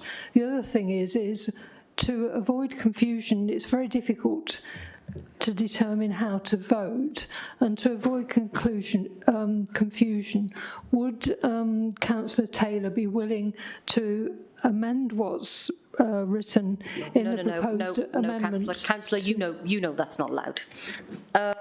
So where we find ourselves right now is, no, Councillor Bond, not right now, sorry. Where we find ourselves is that we're going to have to vote on a request that we move to the vote for the amendment. That's as clear as mud, I'm sure. All right. Does Councillor Brocklesby not have a right to reply first? No.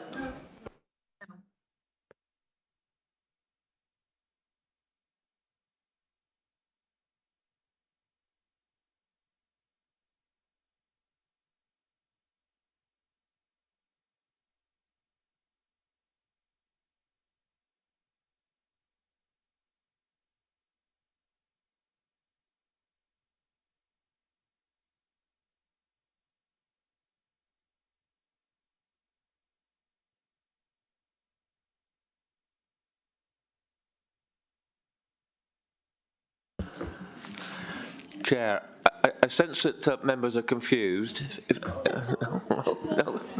No. Right. Okay. May I, Chair?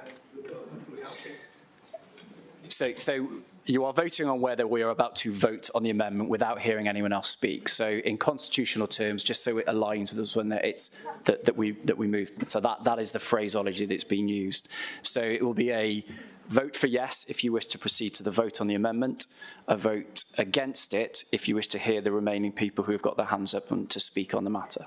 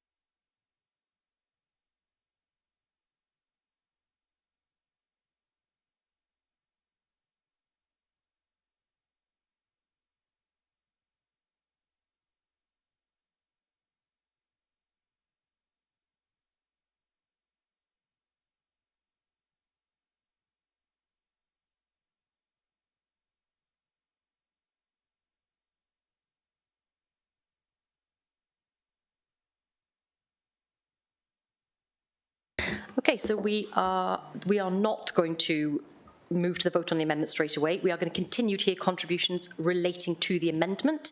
Next up, Councillor Brown. Thank you. I believe now you're moving to a debate on the motion, correct? All right, what's the amendment? We're continuing discussion and debate of the amendment. Councillor Taylor's proposed amendment. Councillor Brown.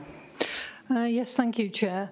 I do agree with a lot of the contributions from my colleagues that the current corporate plan is not detailed and specific enough, but I would like clarity on the exact wording of the proposed amendment, because again, I'm not clear from Councillor Taylor and also Matt Phillips, I mean, whether the proposed amendment that's in the chat bar is the same as the one that's was proposed by Councillor Taylor.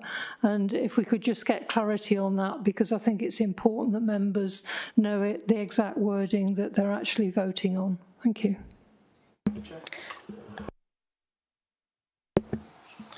Yeah, so in the chat bar at 3:07, I've written what the proposed amendment is, which will replace the recommendations 2.1 and 2.2 in the report. I've checked this with Councillor Taylor, though obviously if Councillor Taylor wishes to interrupt and correct me, but what it says in the chat bar is that this council agreed to bring a revised, more detailed and robust community and corporate plan containing measures and targets back to the December meeting of council.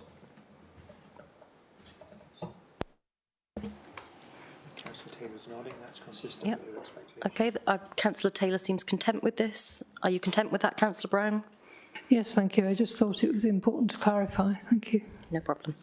Councillor Brocklesby. Thank you. There's two issues I'd like to bring up. One is, as quite clearly and eloquently put by previous speakers, we are now really in a point where what we can expect in terms of financial settlements over the next 4 months is really up in the air. It's up in the air in Westminster and it's up in the air in Wales. This is a very different position from where we were at the start of the pandemic, when there were funds readily available to support the council, as there should have been. And that enabled the council, quite rightly, to pivot and to develop a series of tactical plans. I believe there were 5 of them, which took them over to post-pandemic. We're not in the position now to expect funds of any kind to come our way. It has been made clear by Rishi Sunak, as well as First Minister of Wales, that these times are so challenging that there will be savings that will have to be made. What we don't know is how and what the consequentials to Monmouthshire will be. It is my firm belief that we need to set this high-level strategic direction in which we can start using that to build the budget round. I fully accept, as I said, that we can bring a second iteration back to Council with the measurements and targets that is fully fleshed out. What we did at this stage is we took the action plans that came out of the working groups and we took some of the indicative actions that we would take against the aims. That does allow scrutiny against those high-level goals to go ahead. It does allow the Council to operate on our current budget, despite the budgetary constraints that everybody knows. Yes, as Councillor Parvia says, we will bring a plan, fully costed, to Council in March. Yes, we will bring something that is fully there with targets and measurements for discussion and debate to councillors, and I have already agreed with that. My belief, given as Councillor Parvia, thank you for pointing this out, I have also tried to point it out, our staff, our senior leadership team are stretched to find ways to deal with the in-year budget deficit as well as shaping our budgets when the assumptions are not known and not nailed down at this point. To ask them to bring that back to December, despite the fact that we have started work on measurement and targets, despite the fact that the action plans will be shared with staff and directorates so they can build their business plans, is expecting too much. I would ask you to think of January and take our commitment as that is what we will do. But December is too soon. Thank you.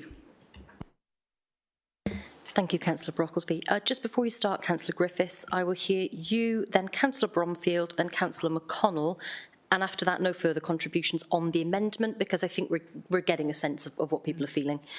Councillor Griffiths. My attempt to intervene was out of order, so I don't want to try it again. No problem. Councillor Bromfield. Oh, thank you, Chair. Thanks. I just wanted to respond to Councillor Thomas. You say that we're sat here opposing your plan. We're not at all. We're opposing a lack of a plan. There is nothing in there. You know, you're saying it's not your fault that you've got no plan, but it is. You're the one that's done the work or not done the work. We should have something substantial to read at this stage. So, yeah, it's... That's my point anyway. Thanks, thank you. Phones on silent, phones on silent. My apologies. Right, Councillor McConnell. Thank you, Chair. I just want to, I've chaired a lot of meetings in my time, and it's not very often I've voted to extend a discussion on an amendment, but anyway, here we go.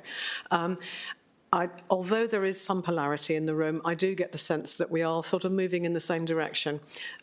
Whether there should be more detail now or whether there shouldn't is we can talk till the cows come home on, but there is clearly a desire to have that, and there is clearly an intention to provide it.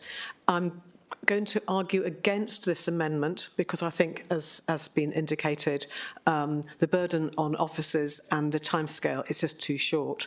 So I'm going to urge everyone to oppose this amendment because I think what we hear next will actually bring this to a good resolution. Thank you. Thank you, Councillor McConnell. Now, councillors, we're going to move to a vote on whether to accept this amendment, which should appear in your screens shortly.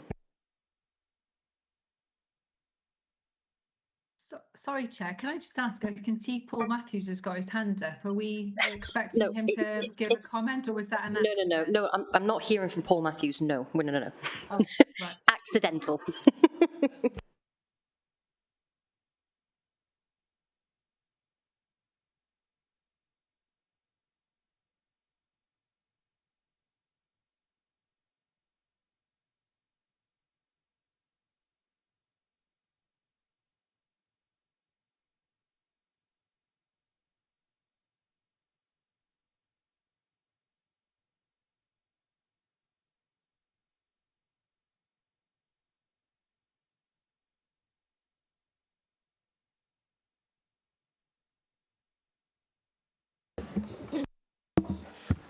my laptop is playing up, so I'm unable to vote, but I wish to support the amendment, please.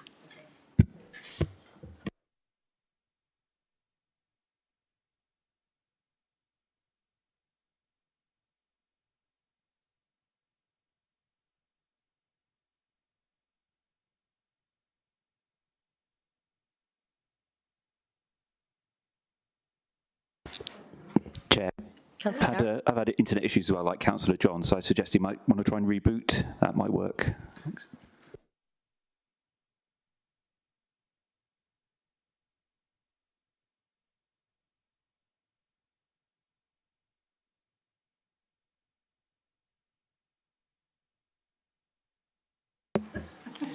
Councillors, so there's 44 people in attendance, so obviously I'm looking for 23 as a majority. It doesn't necessarily always register your vote the first time, but if you vote multiple times, it will only count it once. So I can see 37 responses and 2 from the floor, that's 39. Could I just ask you all to just press again and make sure that your vote is counted, because I'm looking for 44 votes in total. Thank you.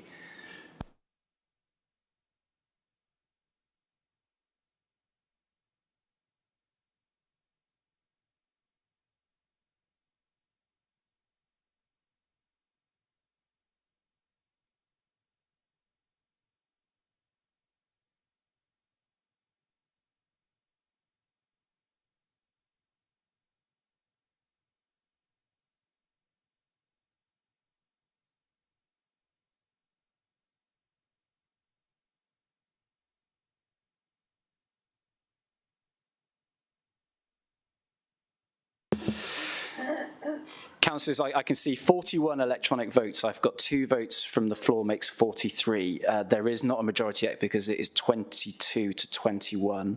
I'm not 100% convinced, therefore, that we have got the right answer on here. So we are going to do the school register as we have done in the past. So I'm going to hand over to Nicola.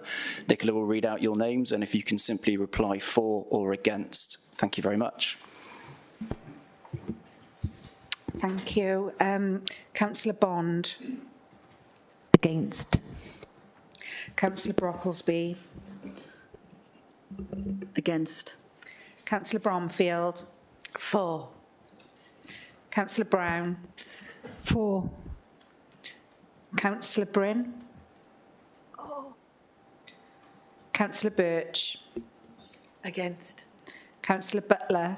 For. Councillor Callard. Against.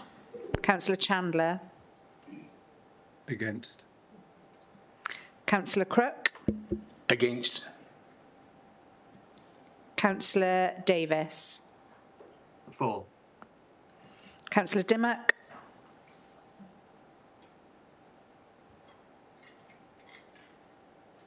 Councillor Dimmock. She's having trouble, I can see. We'll come back to Councillor Dimmock, is it? Yeah. Councillor Easton. Councillor Edwards. For the amendment. Councillor Fuchs. Against. Councillor Garrett. Against. Councillor Garrick. Against. Councillor Buckler. Yeah. Sorry. For. Thank you. Councillor Griffiths. Against. Councillor Grocott. Against. Councillor Howarth. Councillor Howells is away, isn't he? Councillor John. For. Councillor David Jones. Councillor Penny Jones. For. Councillor Keir. For. Councillor Lane. For. Councillor Lucas. For. Councillor Maybe. Against. Councillor McConnell. Against. Councillor McKenna. For. Councillor Murphy. For. Councillor Neal. For.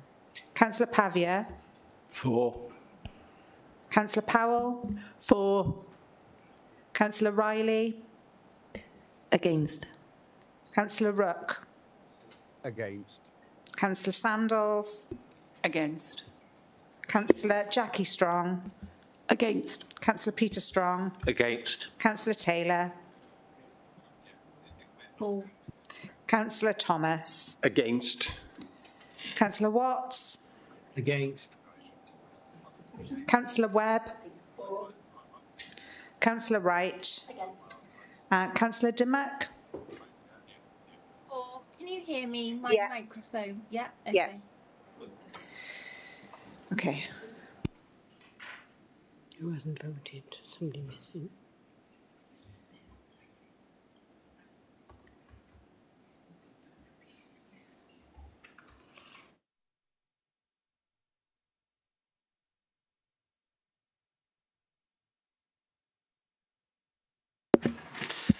Chair, we are at 22 for and 22 against, no abstentions, and therefore the casting vote sits with you.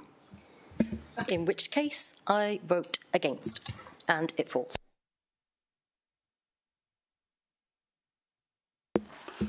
I'd like to propose an amendment to the original motion to the effect that the Cabinet brings back a revised and fuller plan in January of next year with targets and measurements. I propose that amendment because I believe that that was a consensus which was emerging in the previous debate. I think it shows that the Cabinet is listening to the debate and wants to respond, but with that amendment, it could respond well and in reasonable time. Do I have a seconder for Councillor Griffiths? Councillor Callard.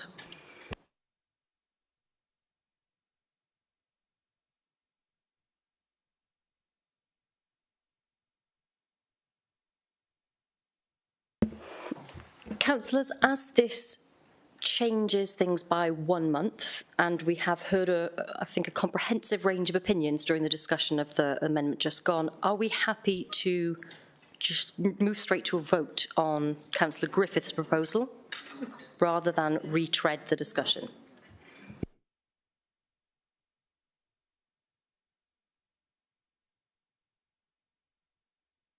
Councillor Griffiths, can you just check what's been put in the chat box and see if that's an accurate reflection of your proposal? Councillor, I'll read it out. I basically took Councillor Taylor's amendment and changed the word December to January. So it reads that this council agreed to bring a revised, more detailed and robust community and corporate plan containing measures and targets back to the January meeting of council. Thank you.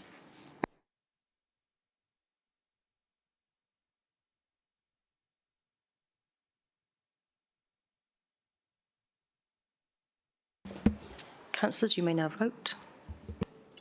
Chair, are we going to put technology to the test once again, or are we going to go for schoolroom? We'll try the tech. We'll try the tech. We'll give it a go.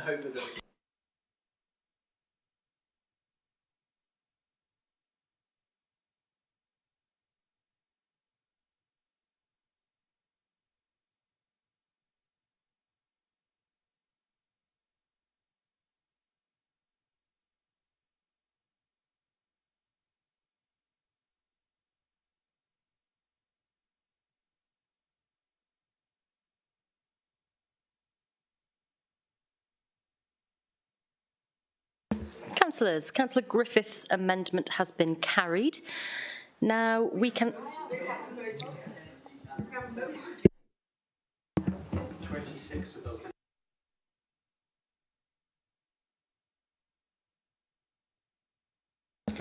Councillor John. Are we absolutely sure on the numbers on Councillor Taylor's amendment? Because I make it there are 18 Conservative members here. There are 5 independent members. Is that not 23? Sorry? Independent councillors did not all vote as a block, all the same way, so... Okay, I must have missed one then. Okay.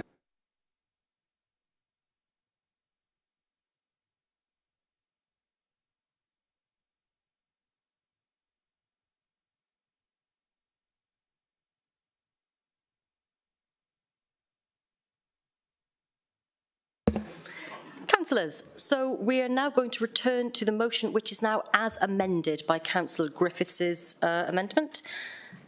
So we are back to discussing the main body of the motion as amended. Now, back when we were initially discussing the main body of the motion, I believe my next speaker was Councillor Powell. Councillor Powell, do you still wish to make a contribution? Yes, please. What I would like to say is we're hearing a lot, especially from the Labour side of this room, about the finances and the state of the finances. We've always struggled, but we've always managed in the past. But surely it would have been better for the new elected councillors, because there's a lot of them, and I know it's very difficult because you haven't got many others to help you with it. We've had a lot of training, but it would be better for them to look back at the way previous councils, whether Labour or Conservative, have worked, and to learn. But no, Labours have decided to spend time and money making personal videos of each of the cabinet to spread around the community. Now, most successful councillors get known by their hard work and achievements, not by promotional videos. So I feel that that was money wasted. The other thing I'd like to say is one person said that all the towns in Monmouthshire were a sad strait. Well, Abergavenny is one of the most vibrant towns in Wales. We have people coming from miles and miles around. And a lot of this is due to our pedestrianisation, which was done by the past administration. So I would like to say that you shouldn't condemn all towns and say they've gone downhill, because a lot has been done, especially by the officers and the workers of this council, to bring the towns up. So we have always, somebody was saying we like to talk to the people. We have always consulted the public over our budget each year. We've gone round the different towns and had meetings, and anybody in the public who'd like to come and make their comment has been able to do it. So that's nothing new. So I just want to make sure that they do realise that some of the things they're proposing aren't always that new. Thank you. Thank you, Councillor Powell. Just before we continue, we've had quite an extensive and I might argue exhaustive discussion of this so far. So if you already have your hand up requesting to speak, but you feel that maybe you've already made your point during the amendment or that your point has been made by somebody else, could I please beg that perhaps we, move on. Councillor Keir. I made my contribution earlier, so I don't wish to participate now. Thank you, Chair. Thank you, Councillor. Councillor Butler. Just a few points I wanted to pick up on, really. I did enjoy my involvement with the Housing and Homelessness Working Party, and I really appreciated the 10-page summary of what was discussed. There was some really good stuff in it, but I was desperately disappointed to see a very scant half-page in what's been presented to us. And I think before you come back to us, please, think about how you are going to do these things. Think about by when you're going to do these things. Just resist the temptation, really, to use the weasel words like produce, explore, work together. Those are all the things that we do anyway, and those are the things that the officers do. So please, please, when you come back to us, make it a little bit more definitive. Thank you. Thank you, Councillor Butler. Councillor Pavia. We're done and dusted. Good. Councillor Birch. Thank you, Chair. Some time ago, earlier today, Councillor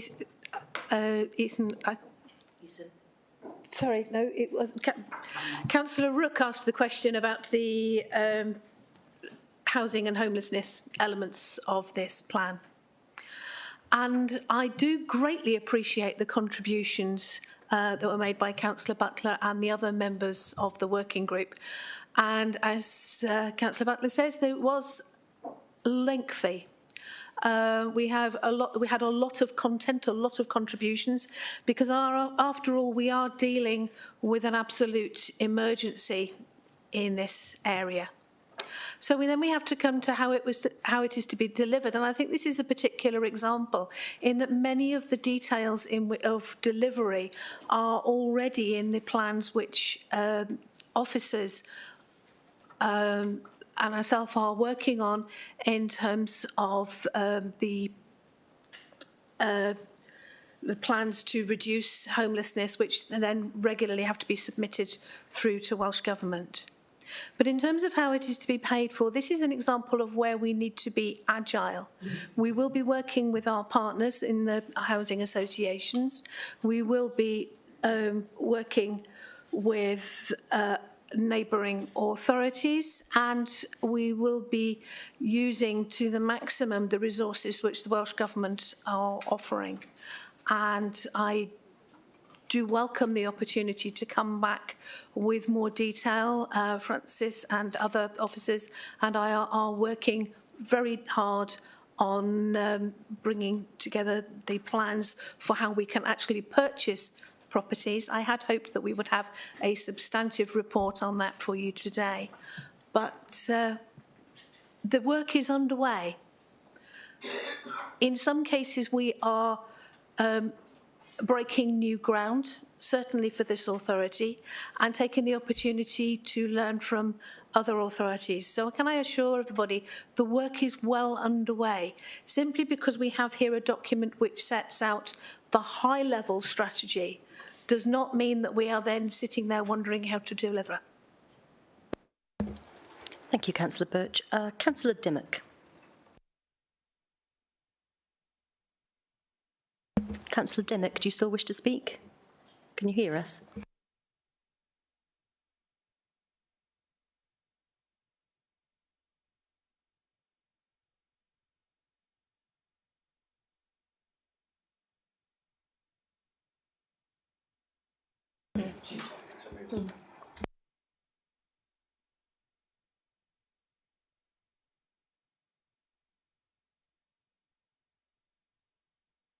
Okay, Councillor Riley.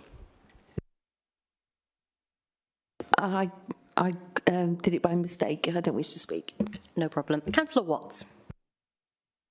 Yes, thank you, Chair. I'm really grateful for Sarah's contribution. My question, well, there's 2 points I really want to make. Is first of all, it's a question which specifically relates to, will we get an opportunity to examine the increased level of deprivation for those in the private rented sector?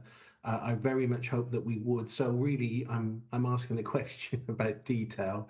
The points that that Maureen made, slightly abstract, but you know, when she talks about, and this is the point, I've heard it twice, maybe 3 times today, which is obviously lined up by the Conservative Party, was that in some way we've wasted a few £1,000s on making a promotional video for the entirety of Monmouthshire.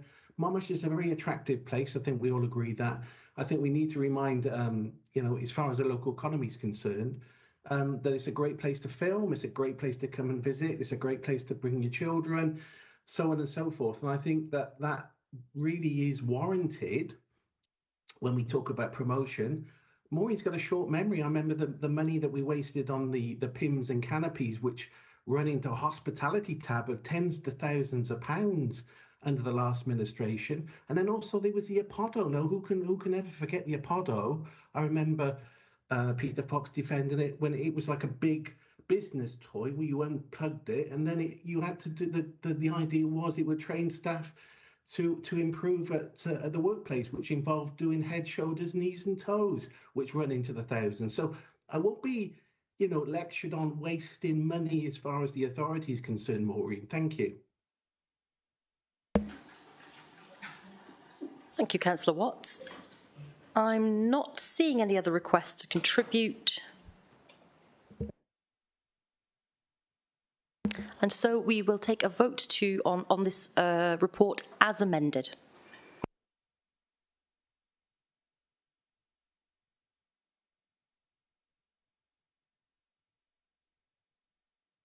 Yeah, Councillor Brocklesby, did you want to say any more before we vote? I was expecting to because I know My bad.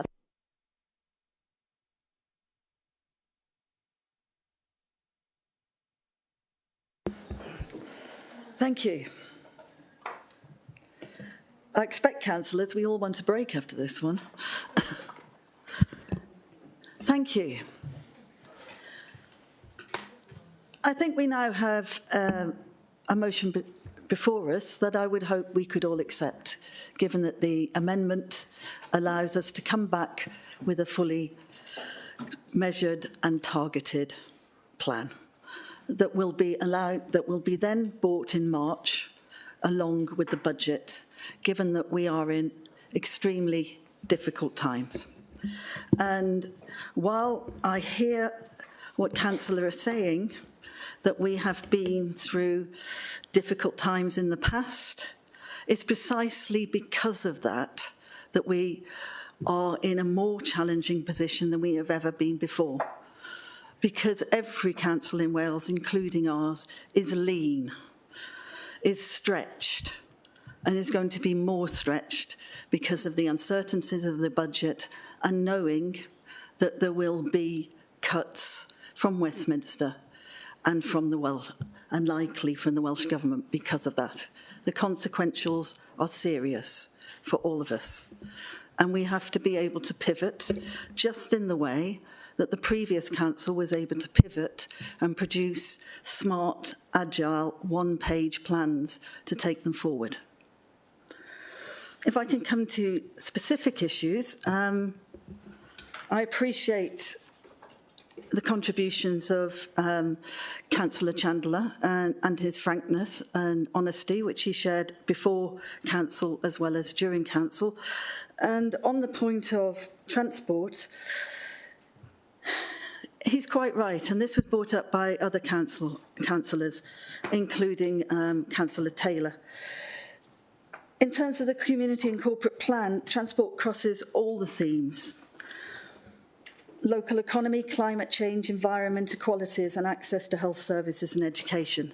It also crosses active travel and how we connect as a county, given that we are so widespread and we have so many rural settlements. We have advanced planning and higher Welsh Government's financial support for active travel. We have indeed been very successful, both in the previous council and going forward, of obtaining grants to promote active travel plans.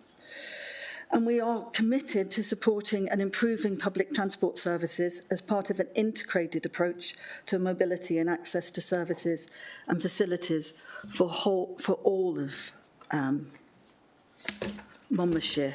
So I think I'm right in saying that we have 4 million this year, and the amount of money we have available, particularly for active travel, has increased each year over the last 3 years.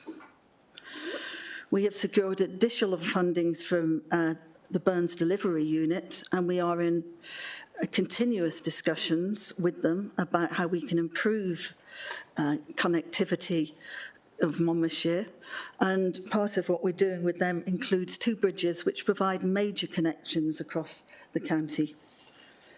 But as Councillor maybe outlined what appears hours ago, but I think was probably only an hour, we're in a difficult transitional phase in terms of public transport services.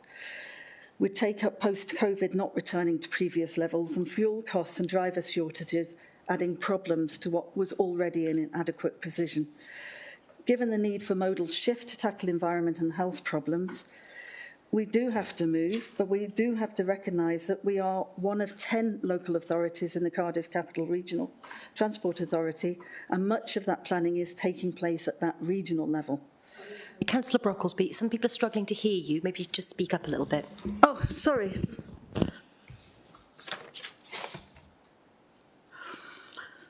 But in those discussions, we are highlighting the importance of rural public transport within that group, and also with the Minister, and the needs of residents and businesses in Monmouthshire to be met for travel within as well as in and out of the county. And we will need to make effective links across all forms of provision and be open-minded about how we fill those gaps. Certainly, we will come back to you in January, detailing, and this comes on to another point, which was raised in the discussion and by Councillor Birch. Each of those working groups did produce quite detailed plans. We didn't put them in at this stage, but they are there and they are being shared across council so we can develop and flesh out those action plans in tandem, in lockstep with the budget. The other issue that Councillor Chandler raised, which is an important one, and I would thank him for reminding us that when we talk about inclusivity, we must spell it out. Here, we kept it at a high level, which can lead to misinterpretation. And certainly, when we come back to in January, you will see that we will spell out what we mean by the different groups, in line with the socio-economic duty of care, in line with our obligations under the Future Gen and Wellbeing Act, and our other obligations. So I hope you can rest assured there, Councillor Chandler, that we have not forgotten, and it is absolutely central to what we do. I would urge you to vote for the motion as it now stands and allow ourselves and the officers to get on with the extremely important task of producing a budgeted, fully costed plan that can take us forward over the next 4.5 years of this council. Thank you. Thank you, Councillor Brocklesby. Councillors, we will now move to a vote on whether to adopt the report as amended. Sorry, Councillor John. Can I just ask a point of clarity? The leader referred to March, but we're voting on the amended motion, which is that Council agree to bring a more detailed and robust community and corporate plan containing measures and targets back to the January meeting. That's correct, Councillor. I think it was the softness of my voice that you misheard me. I did actually say that we were voted on the amended motion. So are we all clear what we're voting on? Great, moving to a vote.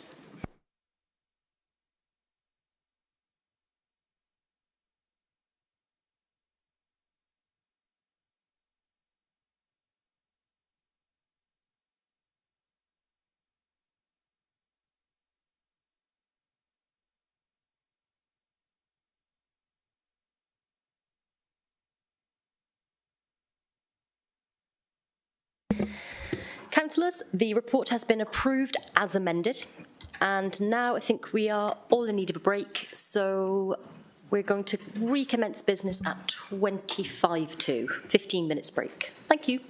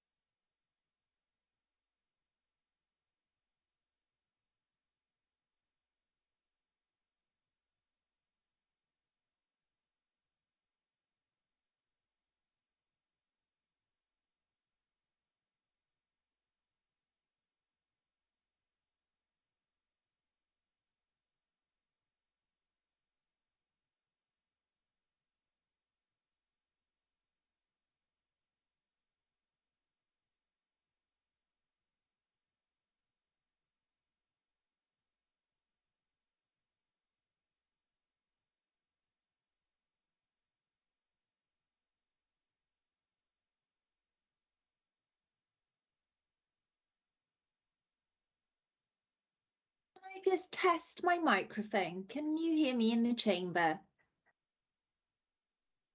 I can hear you, Lisa. Thank you. I've just restarted my computer.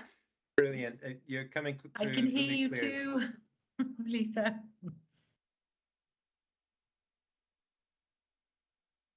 I can actually see my camera now because it was just coming up as LD. We've been able to see you the whole way, but sometimes you were like talking, but we haven't been able to hear you. Okay. Thank you.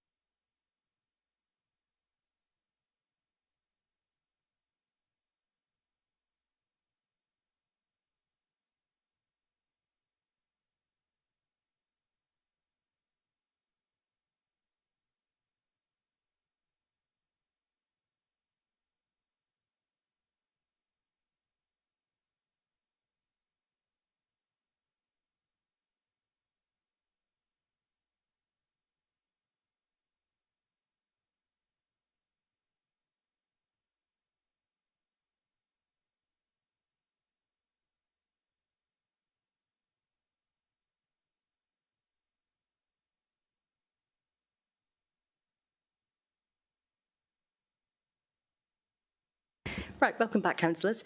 We're now going to, as I understand it, item 6.2, our response to the urgent need for housing accommodation has been withdrawn and will be presented at a future meeting. So on that note, we'll move to item 6.3, Social Care, Safeguarding and Health Annual Directors Report. I believe Jane Rogers is presenting this.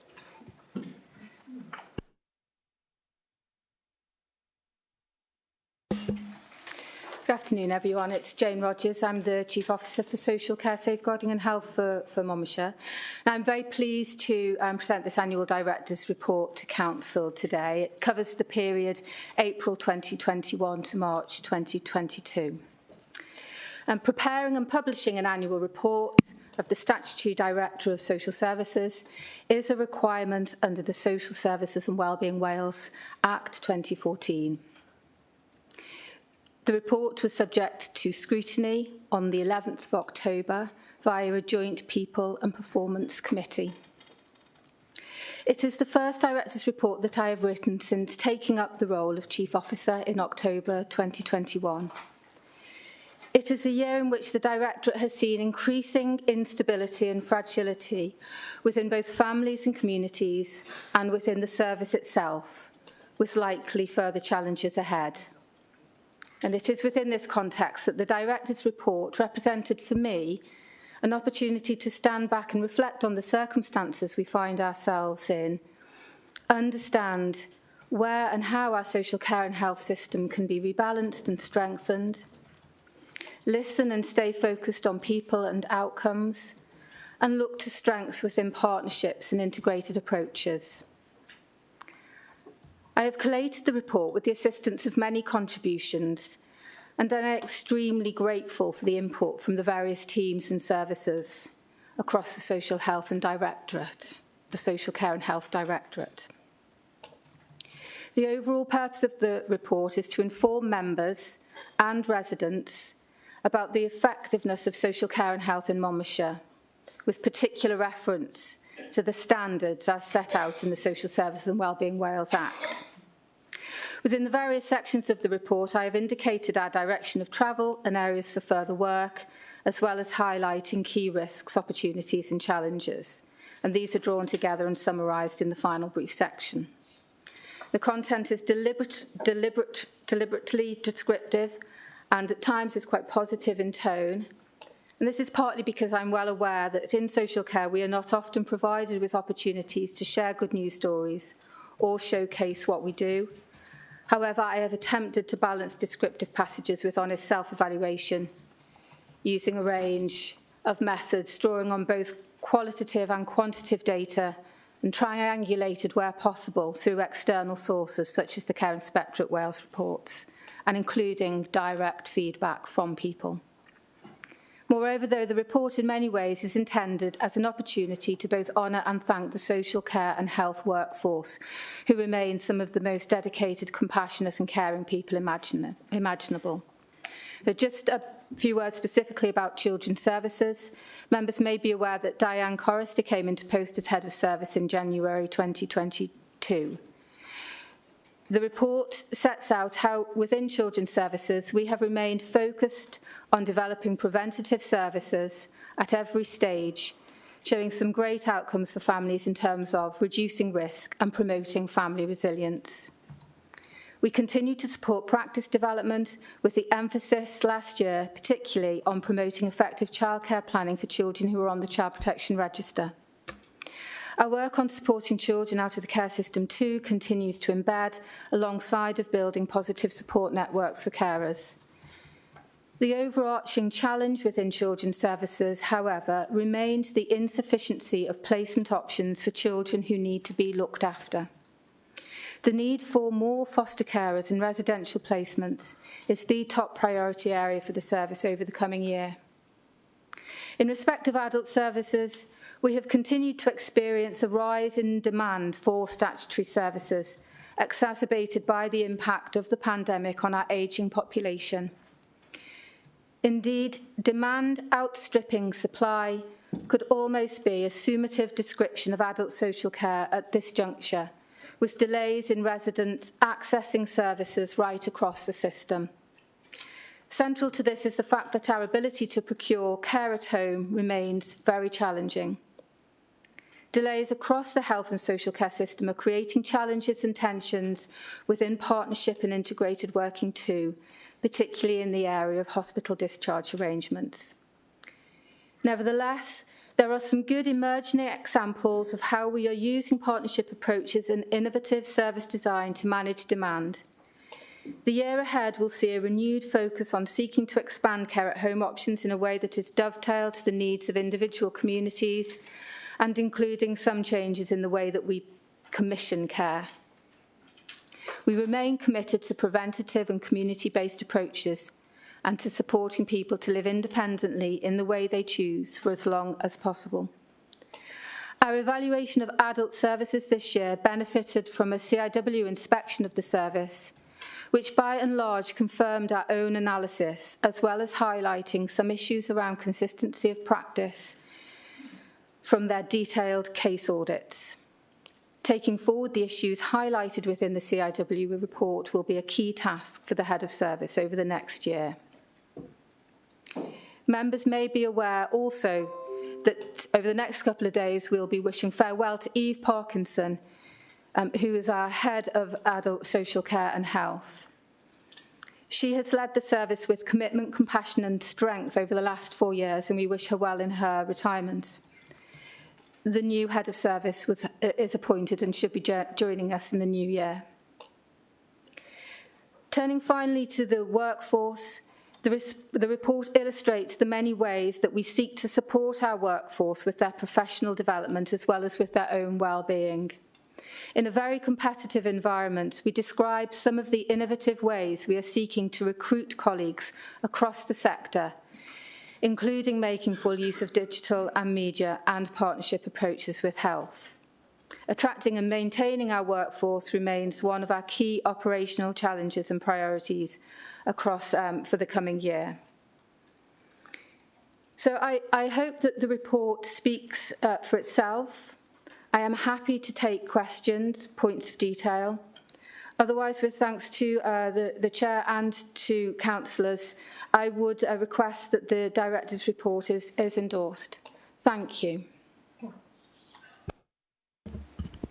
Thank you. Councillor Jackie Strong. Thank you, Chair. I just want to express my thanks, and I guess the whole of the Chamber, to the workforce for the work that they've done during the pandemic, and obviously the challenges that face them all in the times to come, especially in the next financial sort of uncertainty that we've been discussing earlier. I think the report is really detailed. It gives some really fantastic examples of really good practice, and I think it's really to be welcomed. There are challenges, and one of those challenges is, not restricted to Monmouthshire, but it's UK-wide, and that is mainly the sort of unmet care hours. But I'm really pleased to see the initiatives that you started to look at, particularly around micro carers. And I think, as when we meet again through scrutiny, to hear how those sort of developments are progressing will be really welcome. So I just wanted to take the opportunity to thank the staff across the whole workforce development team, social workers, social care workers, and all the allied sort of professionals for all their work over the last year. So thank you very much. Thank you, Councillor Strong. Councillor Penny-Jones. Thank you, Chair, and thank you, Councillor Strong. I was going to say much of what you said, but I'll just carry on it and minimise it. Yes, Jane, thank you for the report. We recognise that the difficulties associated with evaluating progress, of course, of social care priorities, both during and post-pandemic, and in particular the work that the staff have done as has been recognised. We all know that the social care and health sector is in crisis, nationally, regionally and locally. And to this end, in recognising the innovative approach that Monmouthshire has, you stated that one of your operational challenges was to maintain a sufficient and experienced workforce. I just wondered how that was progressing. For instance, the place-based care and the micro management system. I just wondered, are you expecting an upturn in staffing in the future, in the staff numbers in the future, or are you expecting it realistically to worsen without further Welsh Government intervention?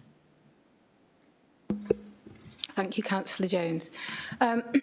What I would like to say in response is that through our commitment to preventative approaches and finding different ways of procuring care and working with community-based approaches, I would hope through our endeavours that we would see a decline in the numbers of care hours that are unmet. So it's not necessarily always an increase in the workforce. It's a sort of an expansion in the ways that care might be provided. So offering different ways of people coming into the workforce, the micro carers is certainly a really good example of that. But it's also about how we work with our external providers on smaller patch-based approaches with a different approach to procuring care. So which may stabilise wages and work patterns for people within a financial envelope rather than the sort of spot purchase cross-county approach that's sometimes required now. So whilst it's an ambitious endeavour, it is one that we are, ploughing ahead with. We've sort of looked at how we might, how our providers might match up to place, We are continually expanding how we develop preventative approaches, very much sort of linked into local communities, using our communities links workers. So it's sort of all to do in some respects, but we know where we want to head, and we do expect to see those sort of numbers of care hours reducing. Of course, you know, we don't know the extent of the demand and how much COVID has played into that. But if you'll note from the director's report, at one point our unmet hours of care stood at 2,000 a week, but we've stabilised that quite considerably down now, and would hope to see that in the future. And another point around that is really trying to work with our partners through our integrated approaches to stop and reduce the complexity of presentations that we've seen in vulnerable adults over the course of the pandemic, and then following from the pandemic. So if we can put in care in different ways earlier, really working to stop unnecessary admissions into hospital, which can then extend and decondition people so that they are more complex when they come out, then all of these approaches, I think, collectively will help us move forward in a way that manages demand. Not quick, but we know the path. Thank you. Councillor Eason. Yeah, thank you, Madam Chair. Thank you, Jay, for your report. A very good report, as usual. Just two questions. One, the complex at Click Road is coming on apace. Is it possible for local members and any member, if possible, have a pre-visit to as the development goes on, so that we can see what we can see for our money in the future? And the second question is, are we back on track with refurbishment of the respite centre in Herbert Road? The respite centre in Herbert Road. The answer to the Herbert Road is yes, we are on track with the refurbishment of that. And the answer to can councillors come to see the Crick Road development, I don't know. And I don't know if Pete does. Thanks, Jane. Peter Davis, Deputy Chief Executive. I'm only coming in because I'm the chair of the Crick Road Board. Yeah, I don't see that as being a particular issue. I'll reach out to, obviously, colleagues who are working more closely and with partners and look to see if we can arrange a future date. But clearly the build is progressing quickly and well. And so, yeah, certainly we can look to arrange that. Thank you. Thank you. Councillor Pavia. So, Chair, I don't know whether the colleagues on screen were potentially before me. I would ask those colleagues to please put their hand up in the chat function so that I see your hands in order. We'll take you for now. Do you want me to carry on? Yeah, okay, thanks, Chair. Yeah, thanks, Jane, for a really comprehensive report, and just echo, obviously, the thanks to the entire team. The importance of the workforce, I think, has already been expressed, and certainly in terms of the corporate plan development sessions, you know, the workforce there in terms of strengthening right across both adults and children's, I think was a real key priority that came out. And it's clear, you know, that there's workforce recruitment and retention challenge, not just in this local authority, but right across Wales. Just to get underneath some of underneath the bonnet of some of the data that's set out there in 167, and just to understand how many staff vacancies we are holding, how many vacancies are being covered with agency staff, and what the financial impact of that agency recruitment is. And then, you know, what is the pipeline of registered professionals coming in, and particularly social workers, compared to those that are going to retire in the near future? And, you know, the data is quite stark there in terms of, you know, those that are nearing retirement age, or certainly within sort of 5 to 10 years in terms of that pipeline. But beyond the recruitment and retention initiative set out on 161, are we looking to grow our own, particularly our professional social worker staff within the authority. And I'll be looking at international recruitment opportunities. I know there's some local authorities that are looking at Commonwealth countries like South Africa, Australia and New Zealand for professional social workers. Just in terms of registration and just looking at those figures on 157 and just trying to understand the reason for those percentages, is that due to workforce turnover, or is there some workforce reluctance to register with Social Care Wales, just to understand that? In terms of children's services, again, as you said, the demand is outstripping supply, particularly the complexity of challenge in those children and families presented to statutory services. And as you said, the placement sufficiency is a real challenge. Just want to dig deeper on those issues around recruiting foster care. As you said, there's particular demographic issues in relation to Monmouthshire. Is that just we've got an older population, and that that is the primary challenge, and also in terms of market sufficiency and the Welsh Government's implementation of the elimination of profit agenda. Is that policy causing providers to exit the market and thus cause further reduction of places and also a significant inflation of cost? Is that what we're seeing? And I'll leave that there, Chair. Thanks. Thank you, Councillor Pavia.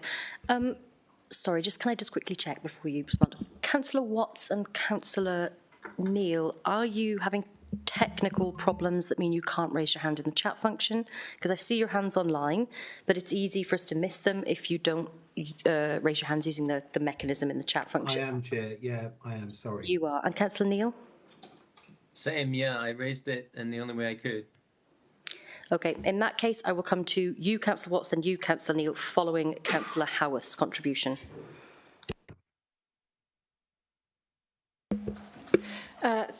Thank you, Councillor Pavia. So there's a number of points there, so I hope I've captured them all and I'll try to do my best to answer. So in terms of the recruitment, you were asking about the use of agency staff. The use of agency staff, we're 6 months on from the end of the report now, so the updated figures won't be exactly as they are here. From recollection now, the number of agency workers employed is 13. So that is predominantly within children's services. We've got one team in particular that is really struggling to recruit social workers. We've got one agency team manager which is about to go out to full recruitment on terms and conditions. We've got a couple of business support, and we've got a couple of agency workers that are employed through health within OT. And one on business support, which we're about to transfer onto terms and conditions. So yes, it's too high for us. We've been at points, certainly within children's services, where we've been down to virtually one or two agency workers, haven't we? We tend to go sort of in peaks and troughs a little bit. The cost of an agency worker is approximately £20,000 more per year, full year, than a terms and conditions worker. So it's something that we always try to reduce and eradicate where we can. But in terms of the overall workforce, we're not where we want to be, but it's a relatively small proportion of the workforce who are on agency contracts at the moment. And we have our foot on the gas in terms of the ways that we try to sort of get out of that situation, including one particular project that we're working on in children's. The overseas recruitment, yes, we have had some early discussions around that, but it's, as you can imagine, there's we're at early stages, that's what I would say. But yes, we've linked up with some other local authorities, and we're at early stages with that as a possibility. In terms of succession planning, it's something that we're very aware of. We have active workforce meetings on a regular basis to really sort of bring on where we can, to look for opportunities for people to sort of slot in and get experience of more senior roles. And that, by and large, has served us well. Sometimes it's a bit hairy, but by and large, we get a good succession planning going forward. The other issue that you raised was hang on, let me just get my glasses.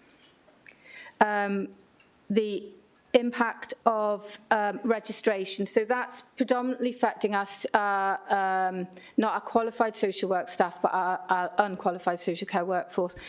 And yes, it can be off-putting. It can be off-putting going through a process of registration, and it really depends how people come into the profession, and so how they envisage themselves as social care workers, you know, and some are embracing the idea of registration and what that brings with it, and others are finding it challenging, and we're working of ways of supporting them through that. But for some, it may well mean that they don't go on to register, and you know, we're in our sort of same as our national colleagues, really sort of trying to have that ongoing debate to see if there's any wiggle room around that process.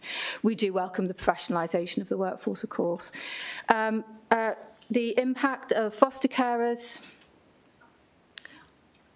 Do you know, I can't remember the question about foster carers. You highlighted a couple of points there in terms of placement sufficiency, and you said about the demographic of foster carers being a particular issue for Monmouthshire, and it just is that because it's an older population and the challenge to find, you know, the appropriate families who want to take on the responsibility. Yeah, thanks. Yeah, it's not necessarily. It's partly the older ageing population, but it's also, you know, the people within foster care. If they want to come into the profession, they have lots of choice. You know, you Google "come into a foster care" and you'll get all your private agencies as well as your council, and often it's just where people choose to go. So it can depend on the relationship they've had with the council. If they've had a relationship with the council, it can depend on what you word on the sort of street, your contact with other people who might be carers. So in other local authorities, there's, you know, bigger pools of in-house carers. It's just the way that it's part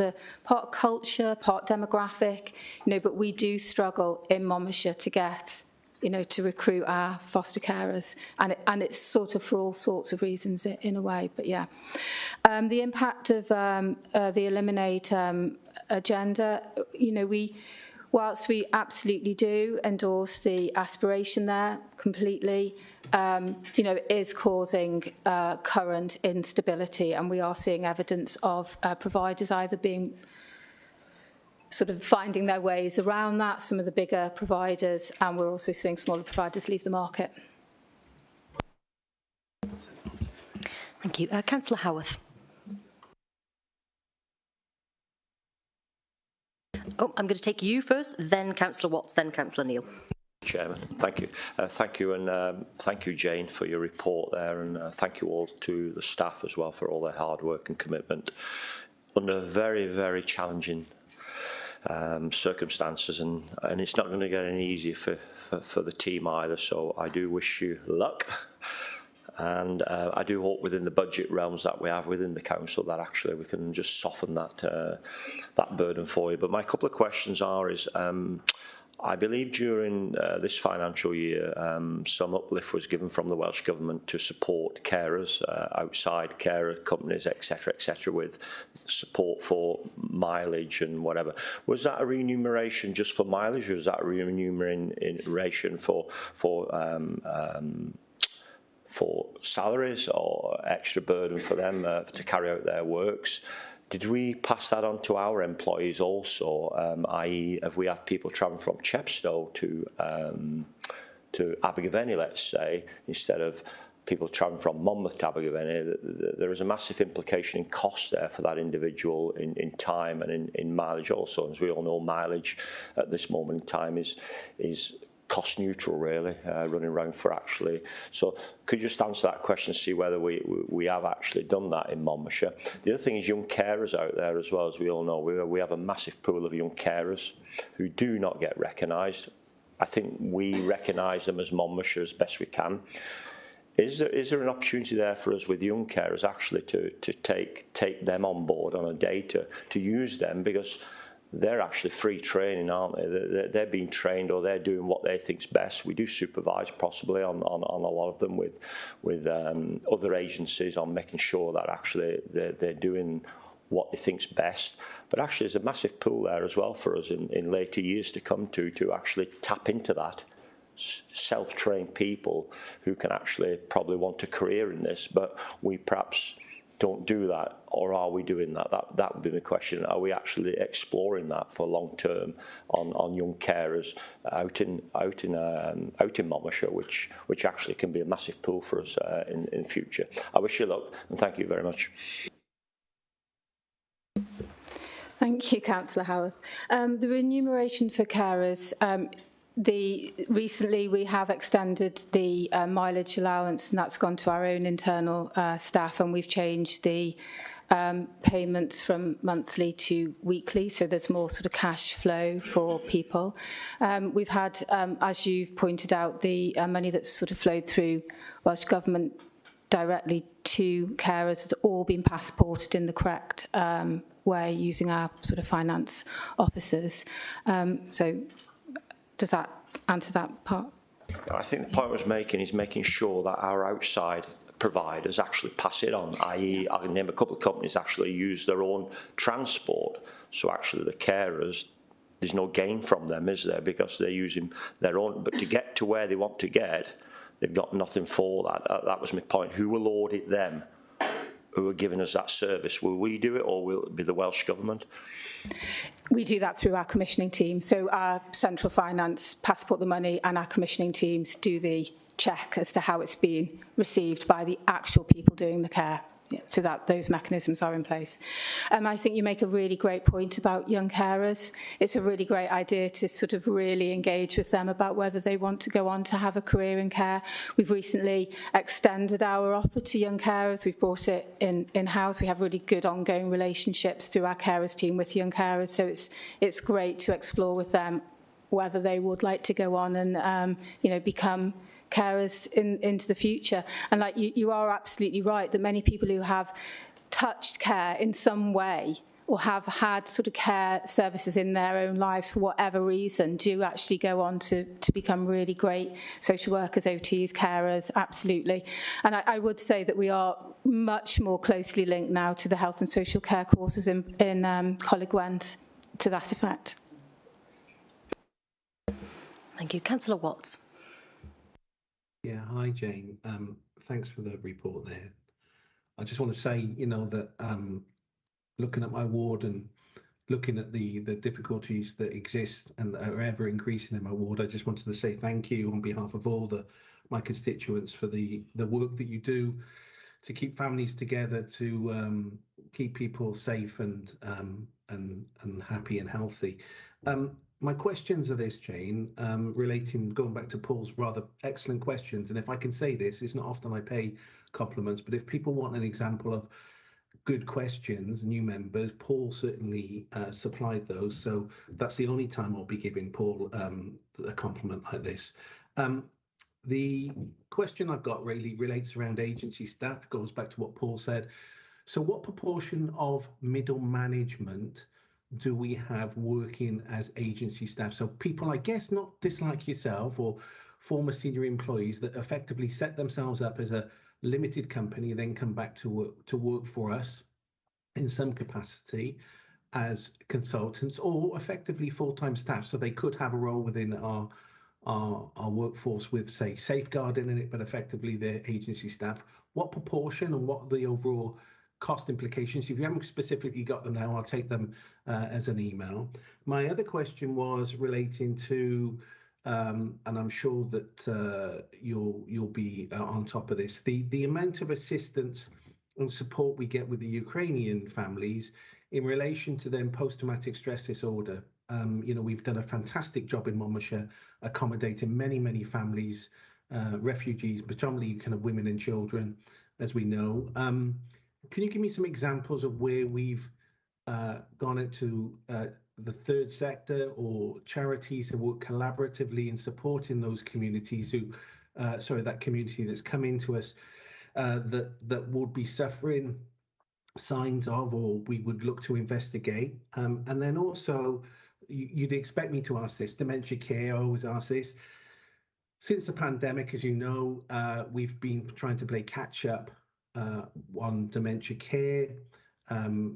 Effectively, a lot of people just didn't, they slipped off our radar. And I wanted to know since that conversation I had back in May about this, what are we doing additionally to reach out and work collaboratively within our Bevan Health Board to identify people who might necessarily or at least need an appointment with the memory clinic.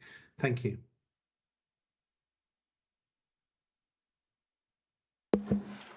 Thanks for those questions. So going firstly with the agency workers, in terms of agency workers who are in a middle management tier, I would take that to be anything from team manager above, and we have one who I'd already mentioned is the team manager on an agency contract, but we're going out for recruitment on that. We're in the process of it, actually. There is another agency who works with us. They provide independent chairing for child protection conferences. That's just sort of the model that we use. It's actually quite a cost-effective way of doing that, and it does make sure that we have the independence around our independent chairing role. We don't use them all the time, it's just on occasions. In terms, and there's, I can't think of any other example of a middle management sort of agency or consultation contract. The only other example might be in court-ordered assessments where we're required to go to an independent assessor. The support for Ukrainian families, we obviously work very closely with social care and the partnership team who have stood up the main response to the Ukrainian families. We have our sort of working group that provides the response, working very closely with Anaya and Bevan to make sure that the social care and emotional wellbeing needs of Ukrainian families are met. So it's slightly outside of my area of expertise in terms of the response to Ukrainian families, but we can provide a more detailed answer to that in following the meeting. And the third point that you were raised regarding was the memory clinic. So how far do we work in collaboration with Anaya and Bevan to really make sure that people who are showing early stages of dementia get the services that they need? I mean, that's not what I. Sorry, Jane. That's not what I precisely asked you. I accept that we do work collaboratively. Of course, we do with the Anaya and Bevan Health Board, and we used to work at a Chepstow Hospital in the memory clinic there.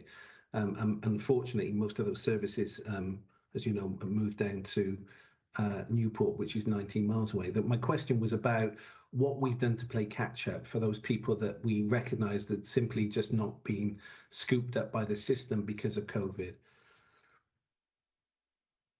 Sorry for misunderstanding that. So, it's all right, it's no problem. And again, I don't have the answer, in terms of what have we done to play catch up, so I'd have to provide that to you outside of this council. Okay, thank you. Thank you. Councillor Neil. Thank you, Chair. The work of the social care, safeguarding and health teams are a very good reason why we all feel very proud of our council, and enormous thanks to every single person in those teams. I'm sure we all feel that way.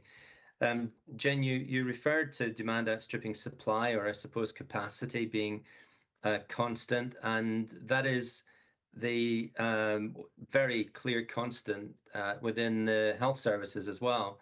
It's a really huge common problem, demand outstripping supply and capacity. And the safety valves, they appear to be in the health side, longer waiting times, and on social care side in unmet need. And those problems seem to just be getting greater rather than smaller. It begs the question, is there more that we can do working across our social care and health teams to work more closely with the communities in which there are people that we collectively support? I noticed a couple of weeks ago in North Yorkshire Council, a North Yorkshire NHS Trust is actually now paying residents within communities £50 per night to take convalescing patients into their own home. into their spare bedrooms in order to help them convalesce, where they're no longer sick, but they need a bit more time before they can go back into their own homes again, which is interesting just how the community focus is developing. And the chief executive of NHS England just last week announced the development of hundreds, I think she said starting with 200 community-based rapid response hubs, which have got some similar aspects to them. And I just wonder, can we move more strongly into this whole area of progressing, working with the NHS and connecting with communities in ways that might be innovative? And are we also ensuring that the NHS is contributing to the continuous healthcare of residents who are being discharged rapidly from hospital? It's something that we need to make sure that the funding is in place for us to support people if they are being discharged early. Thank you. Thanks, yeah, and we're always open to looking at really innovative approaches. Within Monmouthshire, we have a strong integrated services partnership board, and indeed our integrated services teams within the 3 locality hubs are are integrated with health. So that joined up approach is really a sort of feature within Monmouthshire, as is the connection with communities. So where innovation can happen, we're really open to it and do sort of forge ahead in that area, and always open to looking at what other local authorities are doing. The question of continuing healthcare costs, yes, it is an issue. It is something that's sort of on the agenda under the Regional Partnership Board. Patients are discharged and going into step-down placements, there's an agreement for 6 weeks, but what happens after that is still a bone of contention and something that is actively debated under the Regional Partnership Board. Thank you. Councillors Fuchs and Councillor Butler, I'm aware that Jane needs to leave. She has some commitments that need attending to. If your questions are going to be super brief, I guess we could hear them now. Otherwise, in the spirit of consideration for our colleague, can you email them to her and accept a written response instead? Councillor Butler, is that okay? I can be super brief. Can I go now? Because I don't think I'm next on the list, am I? Okay. Briefly, I just came across the microcare programme or project. How is that going? Is that a relatively new thing? Looks good to me, by the way. It's good lateral thinking. It is relatively new. I think we're one of the first 2 local authorities in Wales to be really forging ahead with that. We've finished our first round of training for microcarers and we're almost ready to go live. So we're really excited to see how that develops. Thank you.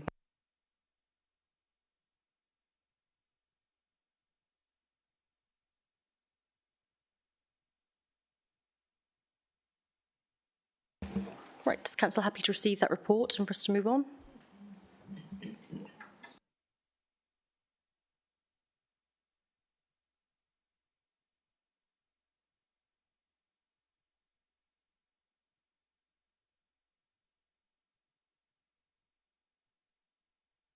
Right, we'll move to item 6.4, Safeguarding Evaluation Report. Councillor Thomas. Okay, thanks, thanks. I just want to express my thanks before Jane leaves to her and her staff, and I know she's got to shoot off now, but it is a very challenging directorate to be the chief officer for, and to her senior colleague, Kelly Turner. So I just want to say that, diolch yn fawr, very much from the heart. Okay. I'm going to just give an introduction to the safeguarding report for the council. Obviously, people have had it, in advance. I'm very pleased to present the safeguarding evaluation report, which obviously provides committee members with an annual update regarding safeguarding activity right across the council, and it evaluates the council's current position within key aspects of safeguarding. Safeguarding vulnerable individuals from harm caused by abuse neglect or exploitation is one of the key statutory responsibilities of the Council. And in fact, it's a moral responsibility of the Council. And we all carry that responsibility. It also carries very considerable risk. Exposing the work of the whole authority safeguarding group via the annual report is obviously central to this process of critical challenge, continual improvement and accountability, all of which are so important in ensuring effective safeguarding. The annual report is developed by members of the whole authority safeguarding group, at which every directorate is represented, and is based on activity and information from April 21 to March 22. So this obviously is right across the authority, which is key to this evaluation. Members will recall that this was a period during which COVID restrictions remained largely in place and where we saw different waves of the virus having a serious impact on workforce, and particularly the Omicron variant at the beginning of the year being a prime example of this. The report provides an evaluation of the 5 cornerstones of safeguarding and a safe self-assessment score as agreed by the whole authority safeguarding group using the corporate scoring framework. The table scores from previous years are shown, illustrating the ups and downs in the Council's safeguarding journey over recent times. This year, out of the 5 areas, 3 have remained at the same level. Good governance remaining at 5, ensuring a safe workforce at 4, and providing safe services remains at 4. In our assessment, the Council's ability to provide a preventative approach to safeguarding has moved from a 5 to a 4. There are many examples of the positive ways in which we have proactively addressed safeguarding issues such as exploitation, modern-day slavery, and safeguarding in schools, for example. However, the overall impact of the pandemic and the pressure it has generated within families has led to significant increases in referrals into early help and preventative services, leading to a delay in such services being offered. The domain of robust protection has, in our assessment, continued to build on strengths, including ongoing multi-agency practice development, an improving picture in responding to adult safeguarding inquiries, and the further impact and expansion of the integrated safeguarding hub dealing with initial safeguarding inquiries. For these reasons, we have increased our score from 3 to 4. Safeguarding obviously remains a continuous endeavour, with always more that can be done. Priority actions over the next period will include completing and evaluating the outcomes of the biennial SAFE process, providing quality assurance for safeguarding activity in every directorate, expanding and developing further safeguarding training in critical areas, for example, violence against women, sexual abuse and violence, and also responding to professional concerns that may be raised. Responding to the delays within early help and preventative services, and undertaking a review of the safeguarding hub. In this regard, I'd ask members to also scrutinise the safeguarding activity plan, which is in Appendix 3, which will drive the basis of the work within the directorates and the whole authority safeguarding group over the coming period. Thank you. Thank you, Councillor Thomas. Councillor Fuchs. Thank you, Chair, and thank you, Councillor Thomas. I was pleased to see, well, pleased is the wrong word. The report refers to violence against women, and we know that there's, during the pandemic and now since the pandemic's finished, even now, there's an increase in violence against women and domestic abuse. And I wanted to just raise the fact that yes, indeed, we have had council training, which is extremely helpful, but I would like that training to be really person-centred, and we need to remember that language like victims is not appropriate. There could be survivors of domestic violence in this room, and we use the term survivors, and that's really important. So it's about a person-centred approach. But I really agree with the report, and I just wanted to comment on one other thing as a governor of Monmouth Comprehensive School, which is around the SHRN, the School Health Research Network, and we found that a really helpful tool, which we discussed recently at our Wellbeing Committee, which I chair, to really help us frame the kind of actions that we need to take as a governing body and as a school to improve the health and well-being of our pupils. So I just wanted to point out that, as I understand it, not every county and not every school is signed up to SHRN, but it's really positive that we are. Thank you. Yeah, thank you for those comments.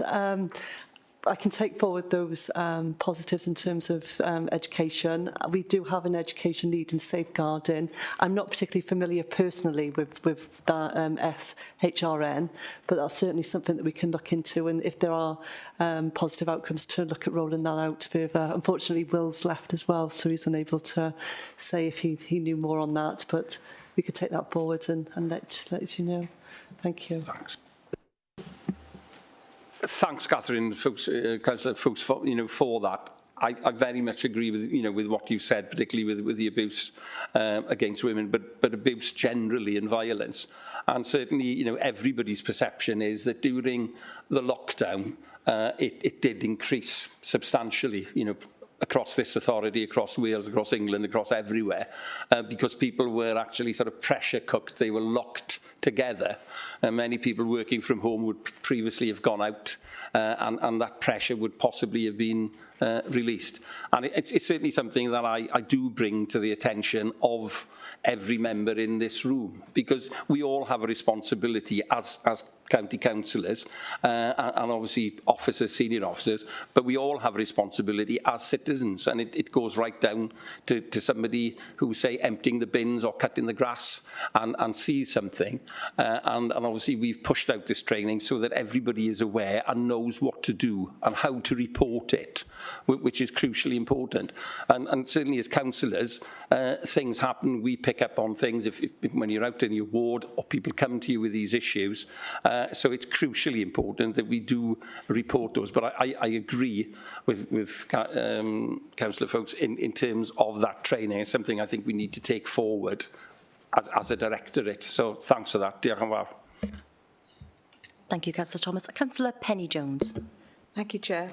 Thank you, Councillor Thomas, for this report and the implementation of the effective quality assurance that's embedded throughout Monmouthshire County Council, which includes all schools and early learning centres, etc., which is so vital, and also to all the teams who participate in prevention and while dealing with safeguarding issues within the schools, which we had a couple of issues, especially last year.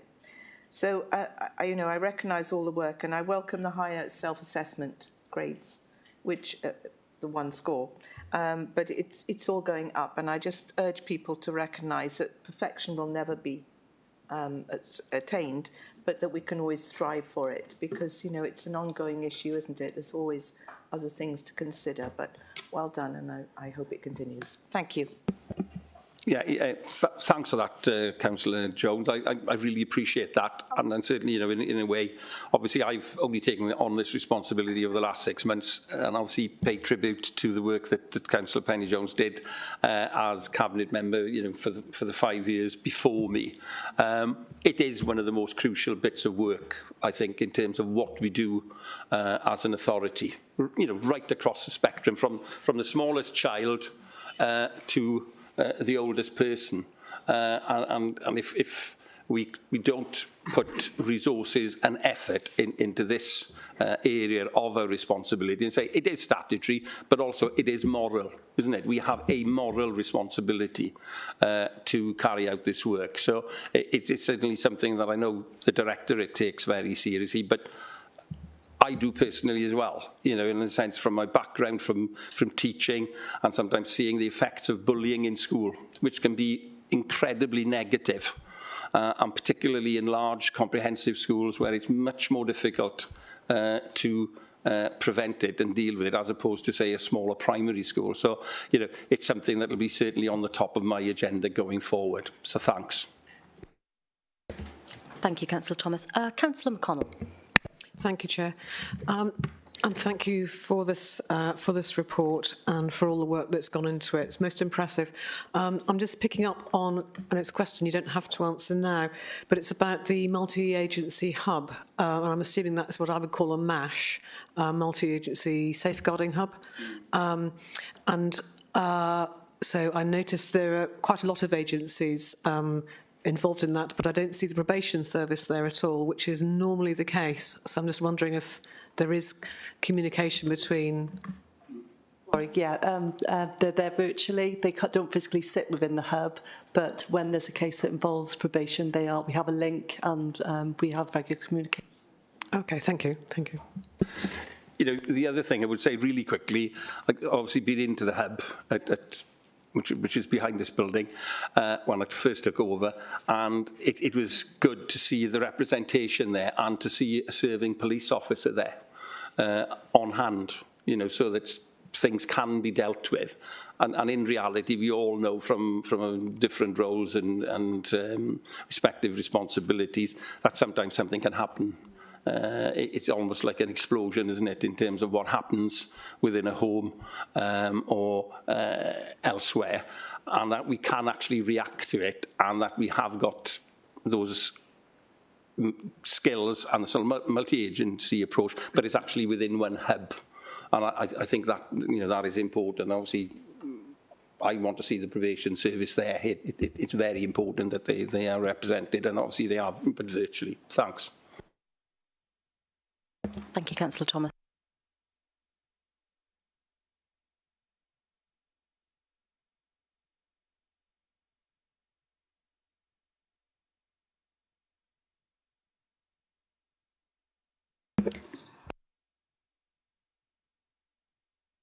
Okay, councillors, so we're going to move to a vote on whether to accept this report.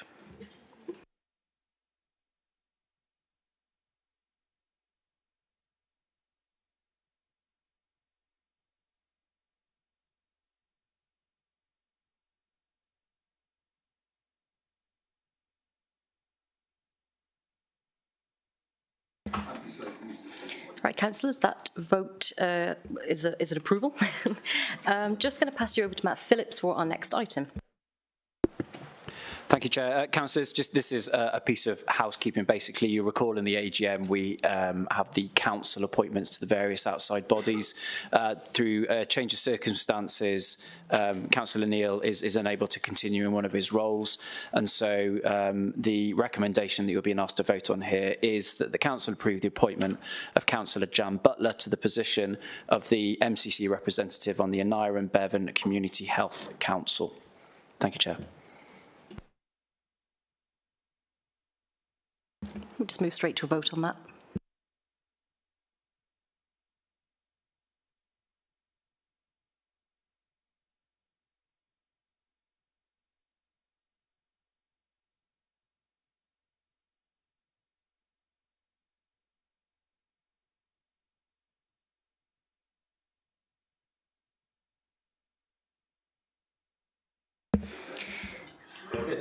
That's approved. Congratulations, Councillor Butler. Thank you. Councillor McKenna. Thank you, Chair.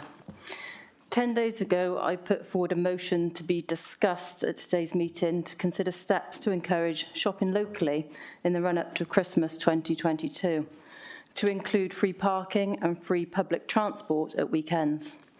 However, since that time, I am pleased to say that the administration has taken this idea on board and announced just a few days ago that they would indeed be offering free bus travel and parking on weekends during December. I'm sure that this will be a welcome move by residents, visitors and businesses alike. This will not only encourage people to shop locally, but also helps to address the climate emergency. I therefore feel it is necessary to withdraw my motion today if members accept to do so. I do, however, feel that there is a debate to be had in the future to discuss other ways that we as a council can support our businesses here in Monmouthshire. Thank you.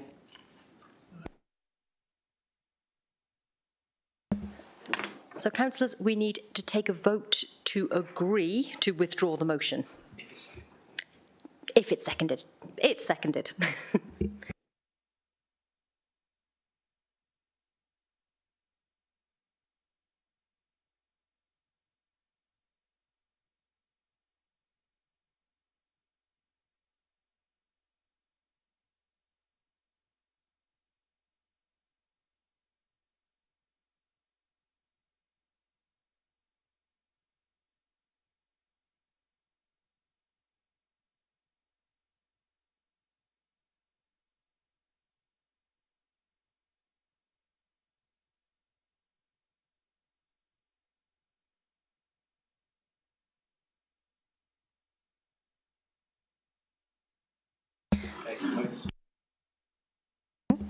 So, councillors, we have agreed to withdraw that motion.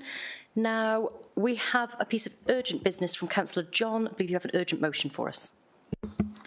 I do. Thank you very much, and I'm grateful to the leader, Councillor Taylor, as well as the chair for permitting me to bring forward this urgent motion on the basis that since the deadline to submit motions, the Boundary Commission has published its revised recommendations for parliamentary constituencies. Members may recall that the Boundary Commission is revising parliamentary constituencies across the UK so that they're all the same size, so that every voter has an equal say in our democracy. I think it's an important principle that we all endorsed in the last council when our ward boundaries were redrawn to make them all a uniform size.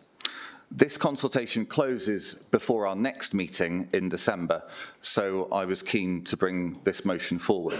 I think it's important that as a council we express a view in this consultation, just as we did unanimously in the previous consultation last year on the initial proposals.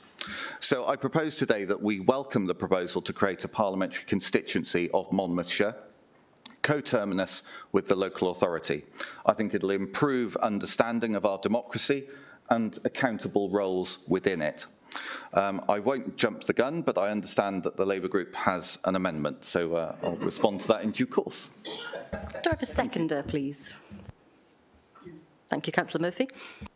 Councillor Griffiths.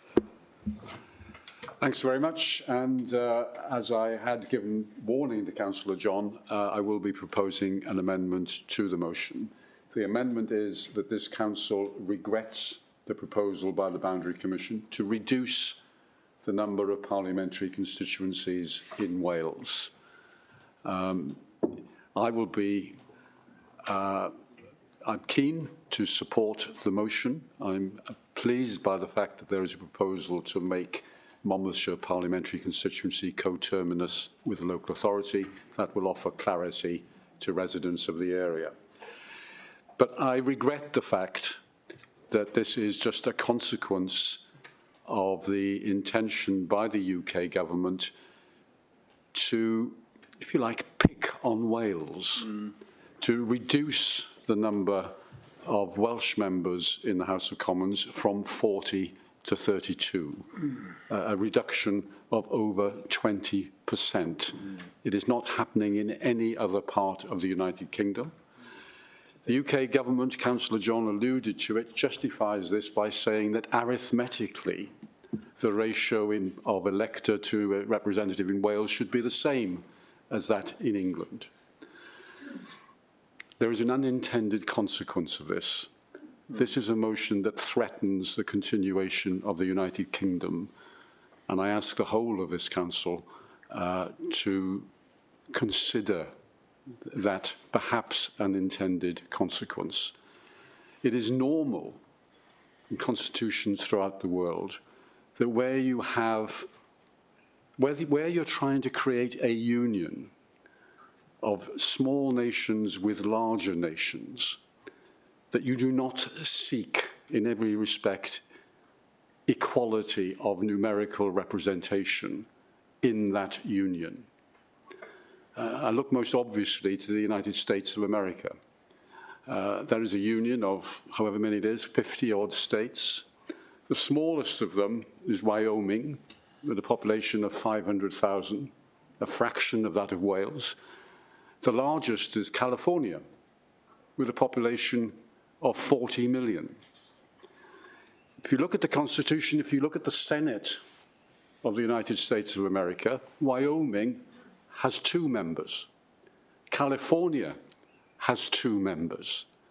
They protect the Union of the United States of America by protecting the smaller entities in that union. I fear that the Conservative Party, this has been an intention going on now for the best part of a decade, that the Conservative Party, for its own party political advantages, has wanted to equalise representation of Wales with England. It reduces the number of non-Conservative members in the House of Commons. That's the motivation. But I don't think they've seen through. The consequence of that is to threaten the appetite of Wales to be part of that United Kingdom. And I regret that immensely. I am a unionist. I am a person who believes that Wales is best served by being part of the Union, of working in partnership with the rest of the United Kingdom.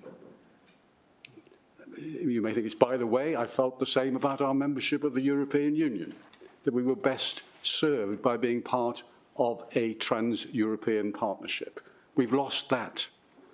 But I would really regret the idea that we would inadvertently slide into a situation where through the desire for arithmetical equality, the desire for party political advantage, we begin to put at risk Wales's place in that United Kingdom.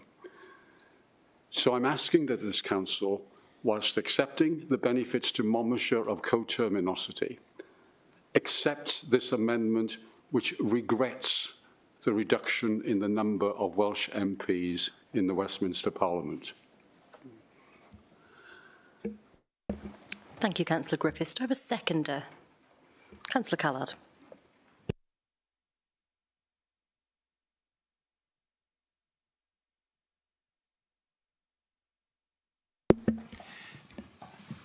Councillor Griffiths.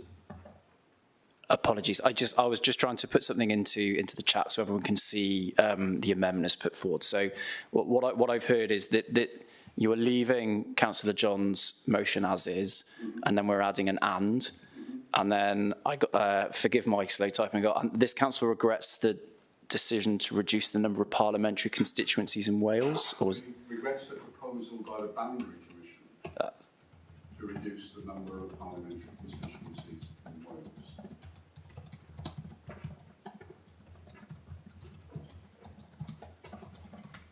Thank you.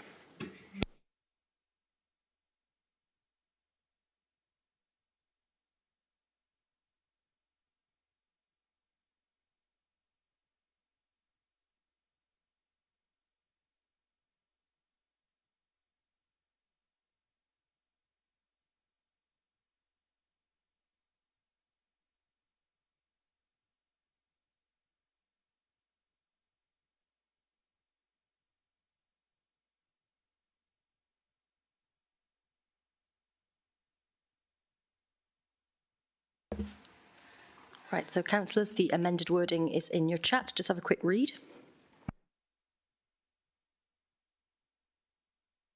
Councillor Powell. Sorry, thank you, Chairman. How can you have an and where the first person has made a comment and then and from somebody else? Surely that has to be a separate amendment, not just an and, not just added to, because people mightn't want both things. Can Matt explain for me? Thanks. Thanks, Chair. So what I'm always looking for with amendments is whether it negates the original motion. I think what Councillor Griffiths has raised is relevant to the same topic in terms of the Boundary Commission work. It's not seeking to negate the proposal put forward by Councillor John. It's simply adding something in addition on the same subject. But if people don't agree with both, how do they vote then? We'll discuss and debate the amendment, Right, and then if the amendment falls, then of course we go back to the original version. Yes, because it wasn't put actually as an amendment, that's right. Sorry.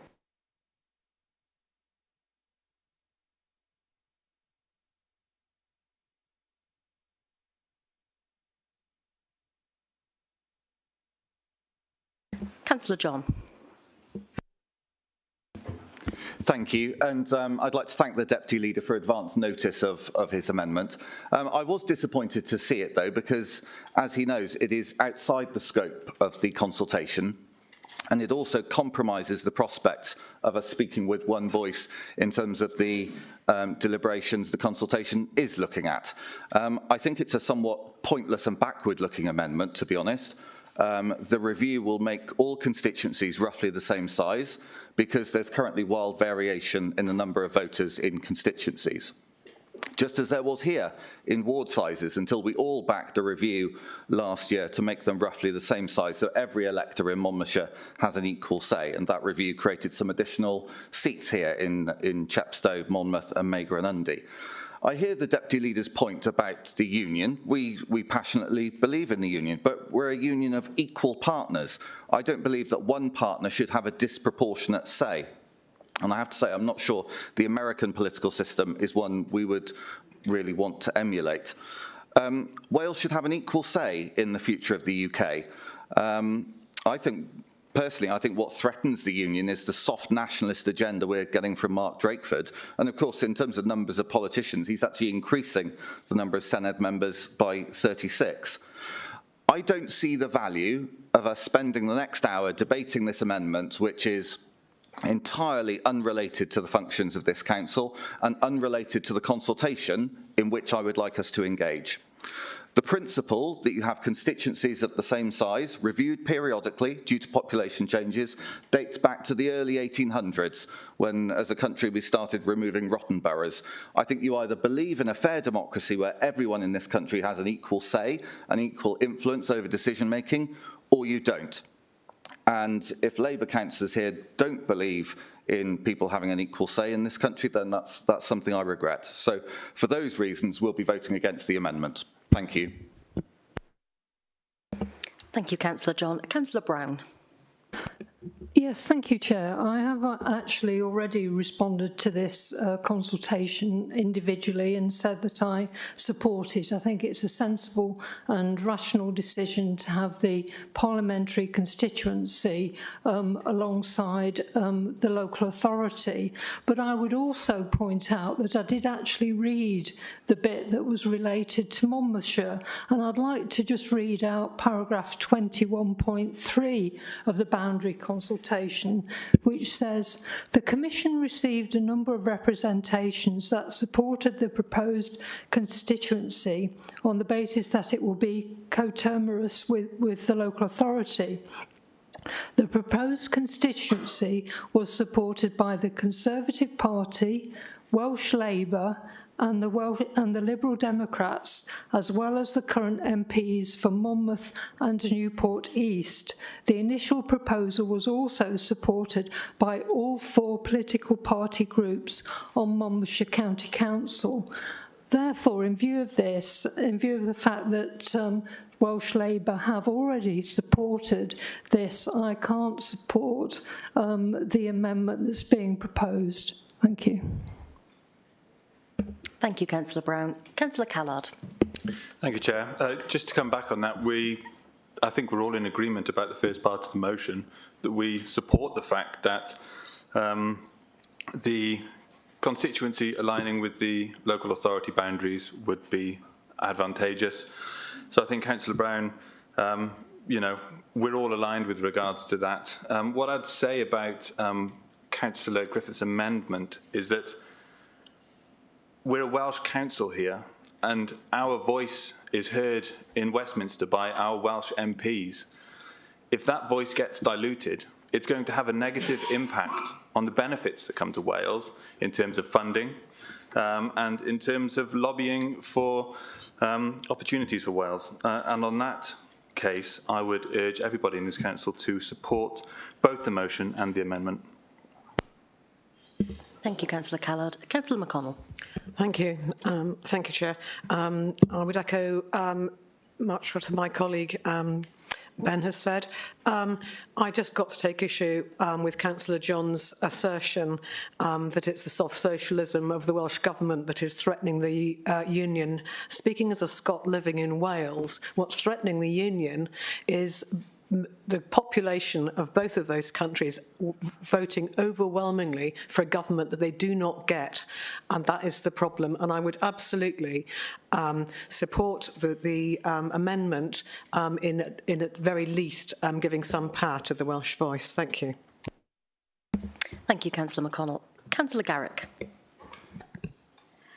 So I'm hearing talk from Councillor John on one voice. But there is no single voice in the UK. There are national voices which do vary greatly. We all understand the split of preferences politically amongst the nations currently. I also think he has an interesting view on what he claims equality is. It's not equality, and it's definitely not equity either, to reduce the number of representatives a country has. Wales has a limited voice in the UK, and this has been shown in votes in Parliament over the years, most notably in the case of Tryweryn. True equality should, in my opinion, be at a national level and, according to Welsh Labour policy, be enshrined in a federal system amongst the nations of the UK. But back to where we are, it's absolutely unacceptable that Wales should lose even more representation in the UK. And in truth, if the Conservatives in the Chamber are the unionists they claim to be, they should genuinely understand the impact of that and the feeling of that amongst Welsh voters. I find it incredibly surprising that they would like to vote against an amendment that provides less equity to their voters. Thank you, Councillor Garrick. Does anybody else wish to speak to the amendment? No. Okay, we'll move to a vote on the amendment.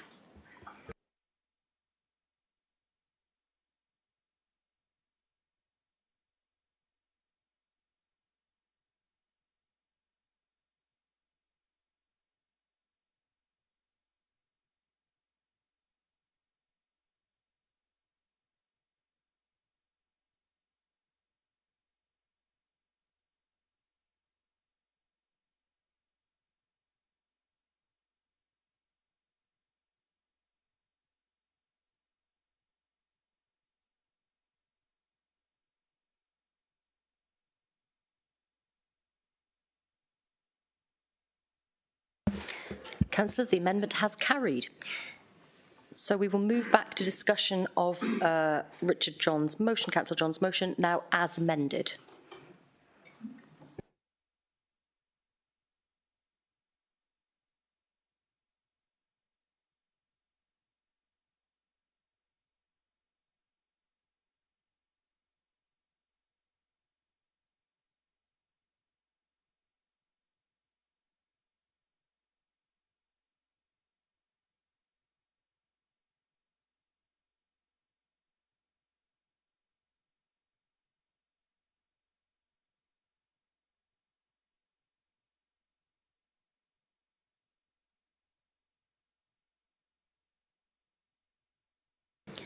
Councillors, there's a function to raise your hand if you wish to speak to the amended motion.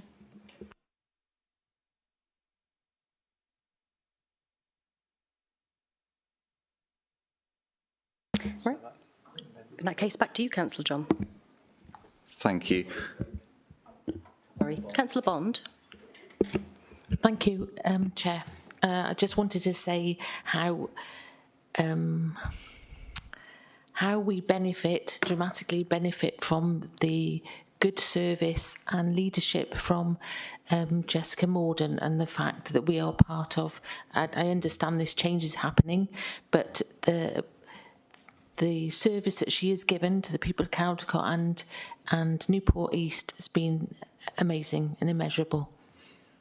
Personally, she's helped me when I was being made redundant and taken over by Big Pharma. Our company was taken over by Big Pharma in America, and they were taking all our benefits away, and she helped solve that issue. And she's very, very good as a MP, a constituency MP, and we'll be very sorry to have to relinquish that, and hope that we get a Labour MP in Monmouthshire when it becomes the new constituency. Thank you. Thank you, Councillor Bond. Anybody else before I go back to Councillor John? No? Councillor John.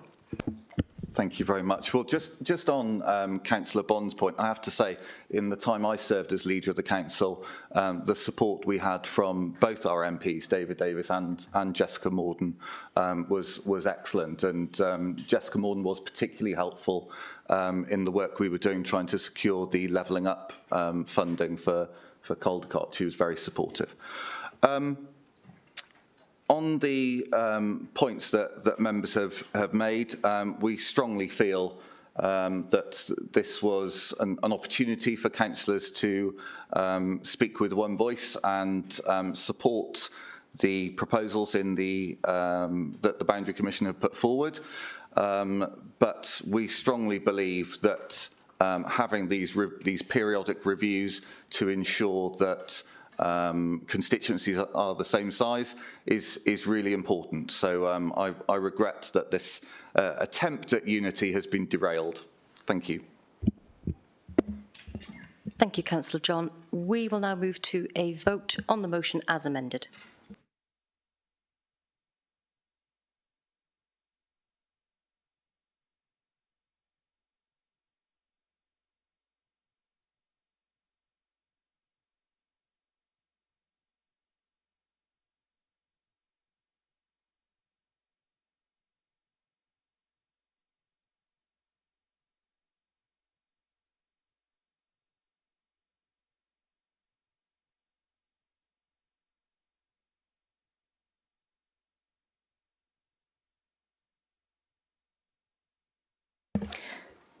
Councillors, that motion is carried as amended.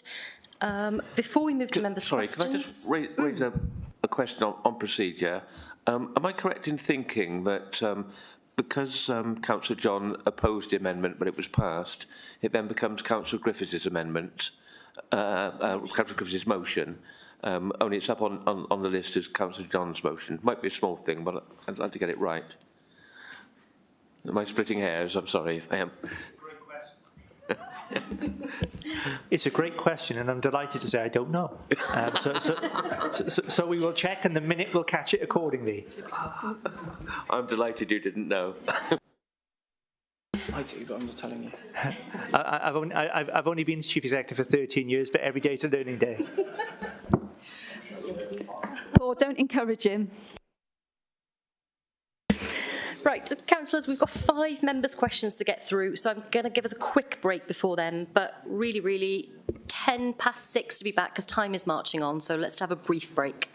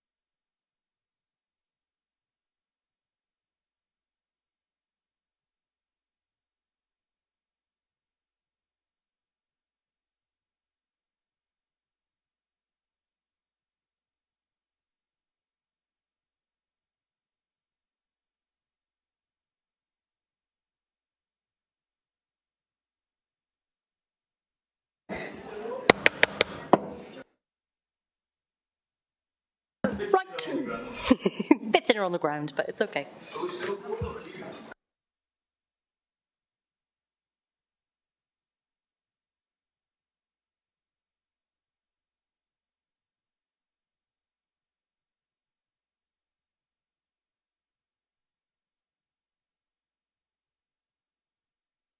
Okay, members' questions. I have reordered these slightly, but 8.1 we'll still take first. So Councillor Butler to Councillor Maybe. Okay, thank you, Chairman. What representation has the administration made to Welsh Government about road safety on the A4042? Thank you for the question, Councillor Butler. Yeah, I'm grateful to the residents who've made me aware of the safety issues on the A4042, and I am in dialogue with the Goitrafawr Community Council, who've collated the evidence indicating that the criteria has been met for a safe crossing point in their area. So it's now kind of on the waiting list for the programme with Welsh Government. Because as you councillors will be aware, trunk roads are not the direct responsibility of this council. So I have written to the Welsh Government, which is what the Community Council are asking me to do, to support their case. They're in any case in dialogue with Welsh Government themselves, but it's just an additional support for their case for this piece of work. Thank you. Thank you, Councillor Maybe. Thank you, Councillor Maybe. I appreciate that you have recently endorsed the representations that I began on the 18th of May, very shortly after my appointment. I would, however, like to give councillors and external observers some context that the A4042 trunk road, which runs through the entirety of Goitrafawr ward, from the Secret Garden in the south to the Upper Llanover turn-off to the north, and goes through the villages of Penpellenni and Llanover. To the south, a small stretch with the Little Mill Burthon Road traffic lights falls into the Llanbadach Ust ward, and to the north, the stretch through Llanelin to the Hardwick roundabout is in the Gabayan ward. And I know from discussions with Councillor Tony Keir and Councillor Alistair Neil that similar concerns are shared. The A4042 is the lifeline that connects our communities, enabling access to our jobs, amenities, services, and ensuring deliveries. But it is also the cause of many concerns for our residents. In a recent survey of 560 residents, the single most important issues expressed related to this road. Many find it difficult to cross to use the bus service. Others pointed out difficulty in joining the road at junctions. A lack of signage and white lining, and in particular the varying speed limits, which range from 50 to 40 to unrestricted in very short order. The varying speed limits cause confusion, rapid acceleration and deceleration, thus increasing pollution levels, and has the effect of causing bunching, poor driver behaviour, and inevitably road traffic incidents occur. Councillor Butler, sorry. A supplementary question rather than an additional speech. Okay, thank you.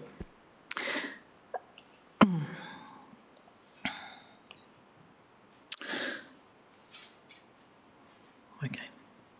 So, to close then, to this month alone, there have been 3 accidents closing the road for several hours each time and diverting HGVs through our villages. They've involved hospitalisation of individuals, and we've had the air ambulance out as well. Okay.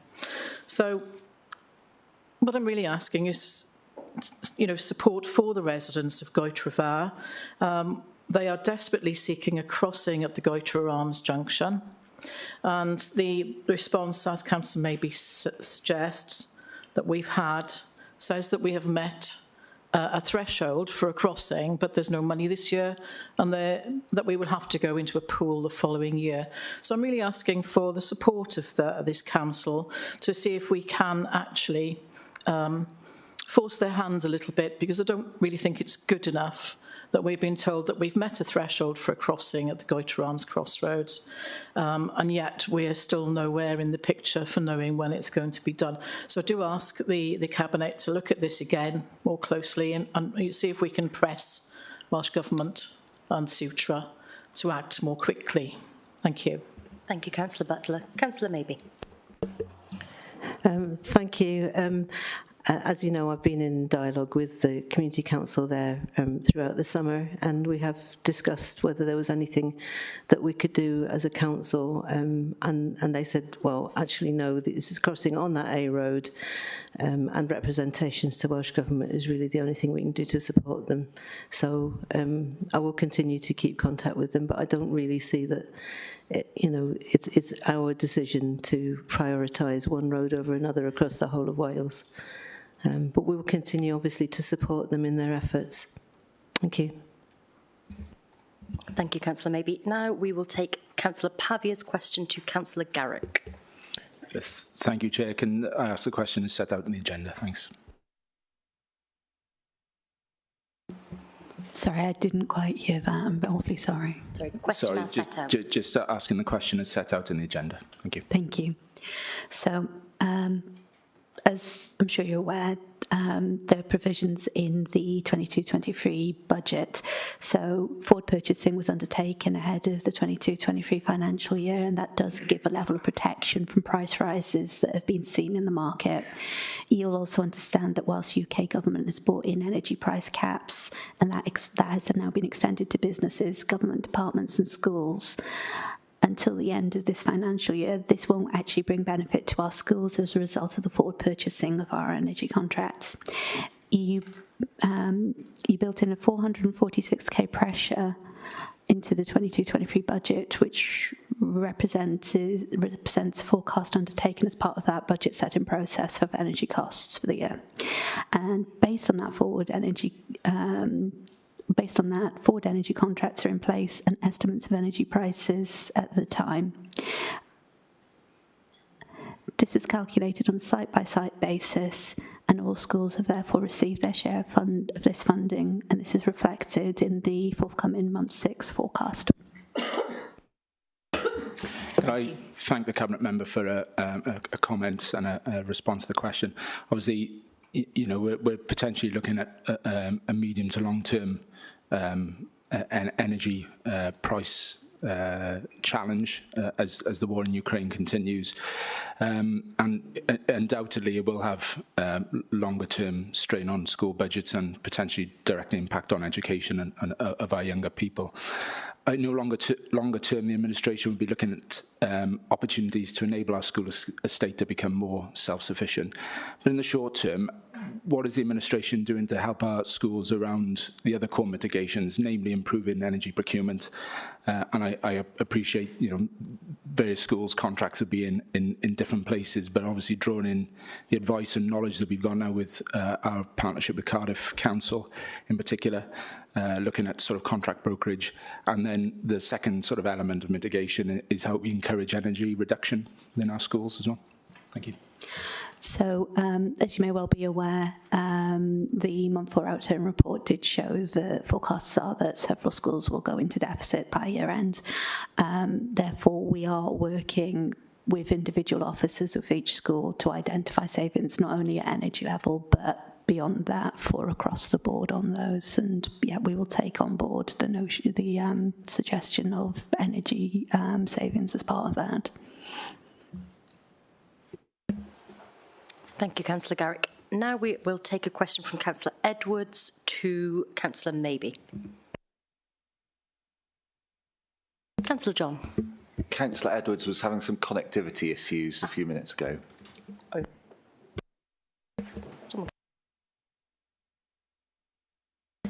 We'll push it. Yeah, we'll push it back and see if he can get back connected.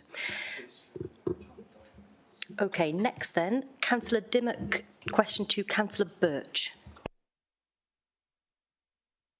Thank you, Chair. So in recent months, we've sadly seen a rise in antisocial behaviour incidents in Caldicot Town Centre.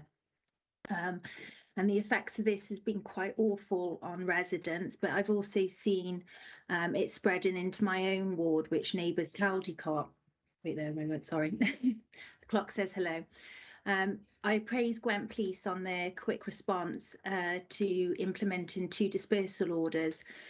However, I think we have a level of responsibility in the local authority. So I'd like to ask, what is the administration taking to improve facilities for young people in the Caldicot area in the next 12 months, please?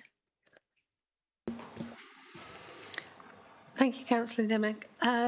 You will, of course, be aware of the facilities offered by Caldecott Leisure Centre, as well as the multi-use games area and skate park, which are free to use.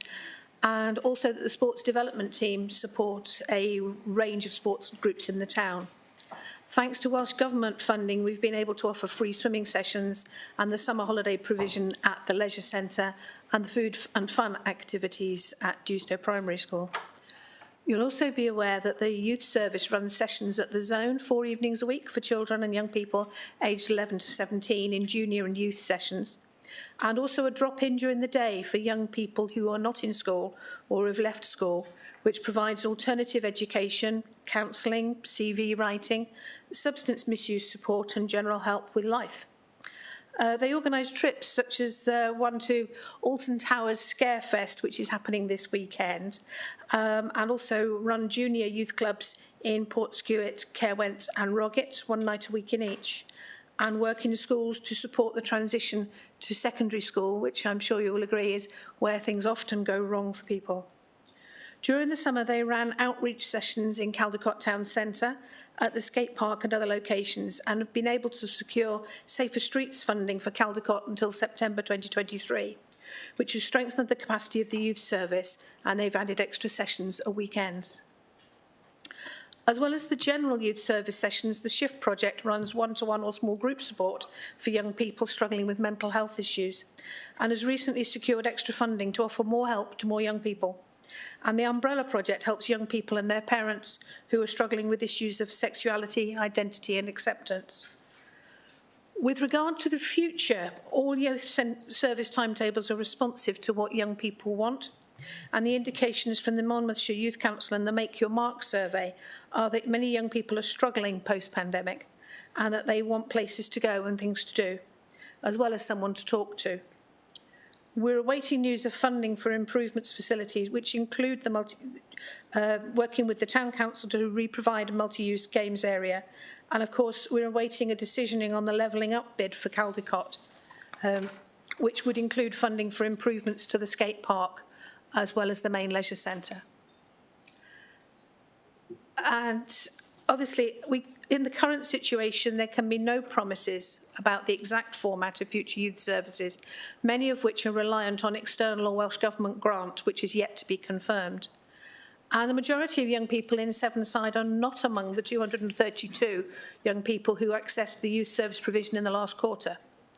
I'm very concerned that in the current financial climate, children's sports and arts activities will be cut from the family budget, which will have a knock-on effect on many small businesses, the dance schools, the martial arts instructors and drama clubs, and on our community facilities, as well as on the confidence and well-being of young people in the county. So I've asked officers to look at how the council supports volunteer-run youth clubs, arts provisions such as youth theatre and music, and how schools can support young people out of school hours. Monlife are also looking at how the Caldecott Castle facilities serve young people and how play areas and open spaces meet the needs of the older age groups. The play area at Crosstroggy Park is planned for improvements, which could include outdoor gym equipment as well as a play area for the younger children. And MCC is working with Caldecott Town Council on these improvements and improving the facilities at George V playing fields, all in consultation with local young people. The planned active travel improvements for Caldecott and the 20-mile-an-hour limit are all part of making the town a safe and pleasant environment where young people can travel independently on foot and on bikes, building their confidence and independence. Meetings have recently taken place between Caldecott Comprehensive School, Monmouthshire Housing, the Youth Service, Community Safety Team, Police and Town Council, not only to address the issues of antisocial behaviour and support those young people at risk of being drawn into it, but also to ensure that we are meeting the leisure needs of all our younger citizens, the majority of who are, of course, well behaved and living a great life. Thank you.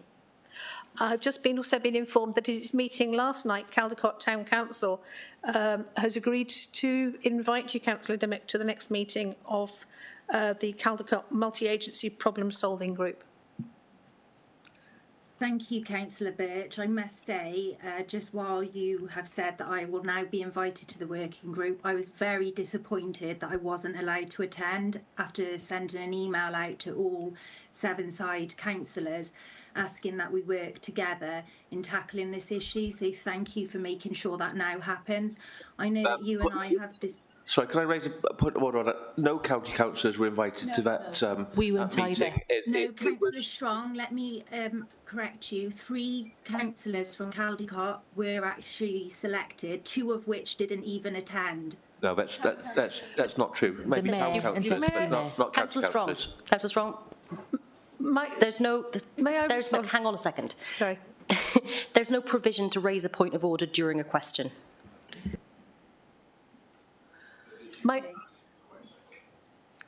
Councillor Dimmock, I was also disappointed not to have received an invitation to that meeting. I understand that the usual format for multi-agency problem-solving groups led by the police is that they should operate at an officer level initially. Although I understand that there was a representative invited from the town council.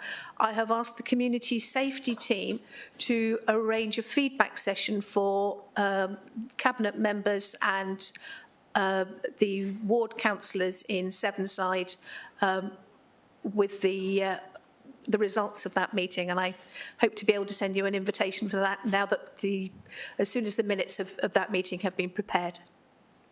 Thank you, Councillor Birch, and I really do appreciate you doing that for me. I will support you in the things that you have outlined that you're looking to do with officers. I think young people have suffered enough over the last few years, and although young people might have been making a nuisance of themselves in the Caldicot area, I don't believe any of those children actually wish harm. There might be a minority who want to cause trouble, but I think the vast majority of the children in Monmouthshire are very good, intelligent children and mean well. I think you are being creative. I was going to say we're going to have to be a bit more creative in our approach, so I'll praise you on that as well. I think we need to engage with our young people and listen to what they want, what they would like to see, and how they would feel a part of the Caldicot and Sevenside community. I will look forward to attending the working group. If we are unsuccessful with the levelling up bid, maybe you could contact Welsh Government, because I know that they provided a 5.3 million grant to Merthyr Council for the refurbishment of the leisure centre and the skate park, which I think we'd all greatly appreciate in the Caldicot area because it's much needed. So thank you ever so much. Thank you, Councillor Dimmock. I look forward to working with you for the young people of Sevenside. Thank you. Now we will take Councillor Pavia has a question for Councillor Maybe. Yeah, can I ask the question and set out on the agenda, Chair, please?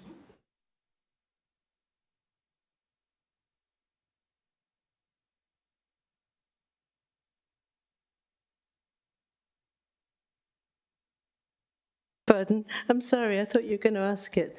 Okay, thanks. There are 2 questions from Councillor Pavia, which is slightly confusing. I assume it's the question regarding car parking, or is it the one about Kingsmark? It's will the Cabinet member make a statement regarding a county-wide review of council-controlled car parks? Okay, is that thanks correct, very much. Councillor? Right. Yeah, Councillor Pavia will be aware that the planned review of car parking in the county was deferred by the previous administration. In fact, I believe the administration received a report in November 2020, but no further action was taken on the matter after that. But it is certainly my intention that such a review will take place early in this administration, and I've met with officers to talk about kicking that off early in the new year. Thank you. Thanks, Chair. And firstly, can I just thank the Cabinet member for obviously the response, but also the commitment ahead of the Christmas shopping period. I'm sure it'll be welcomed in all our towns that continue in the policy of the previous administration. She's absolutely right. A review was something that we were looking to initiate, but was parked primarily due to COVID.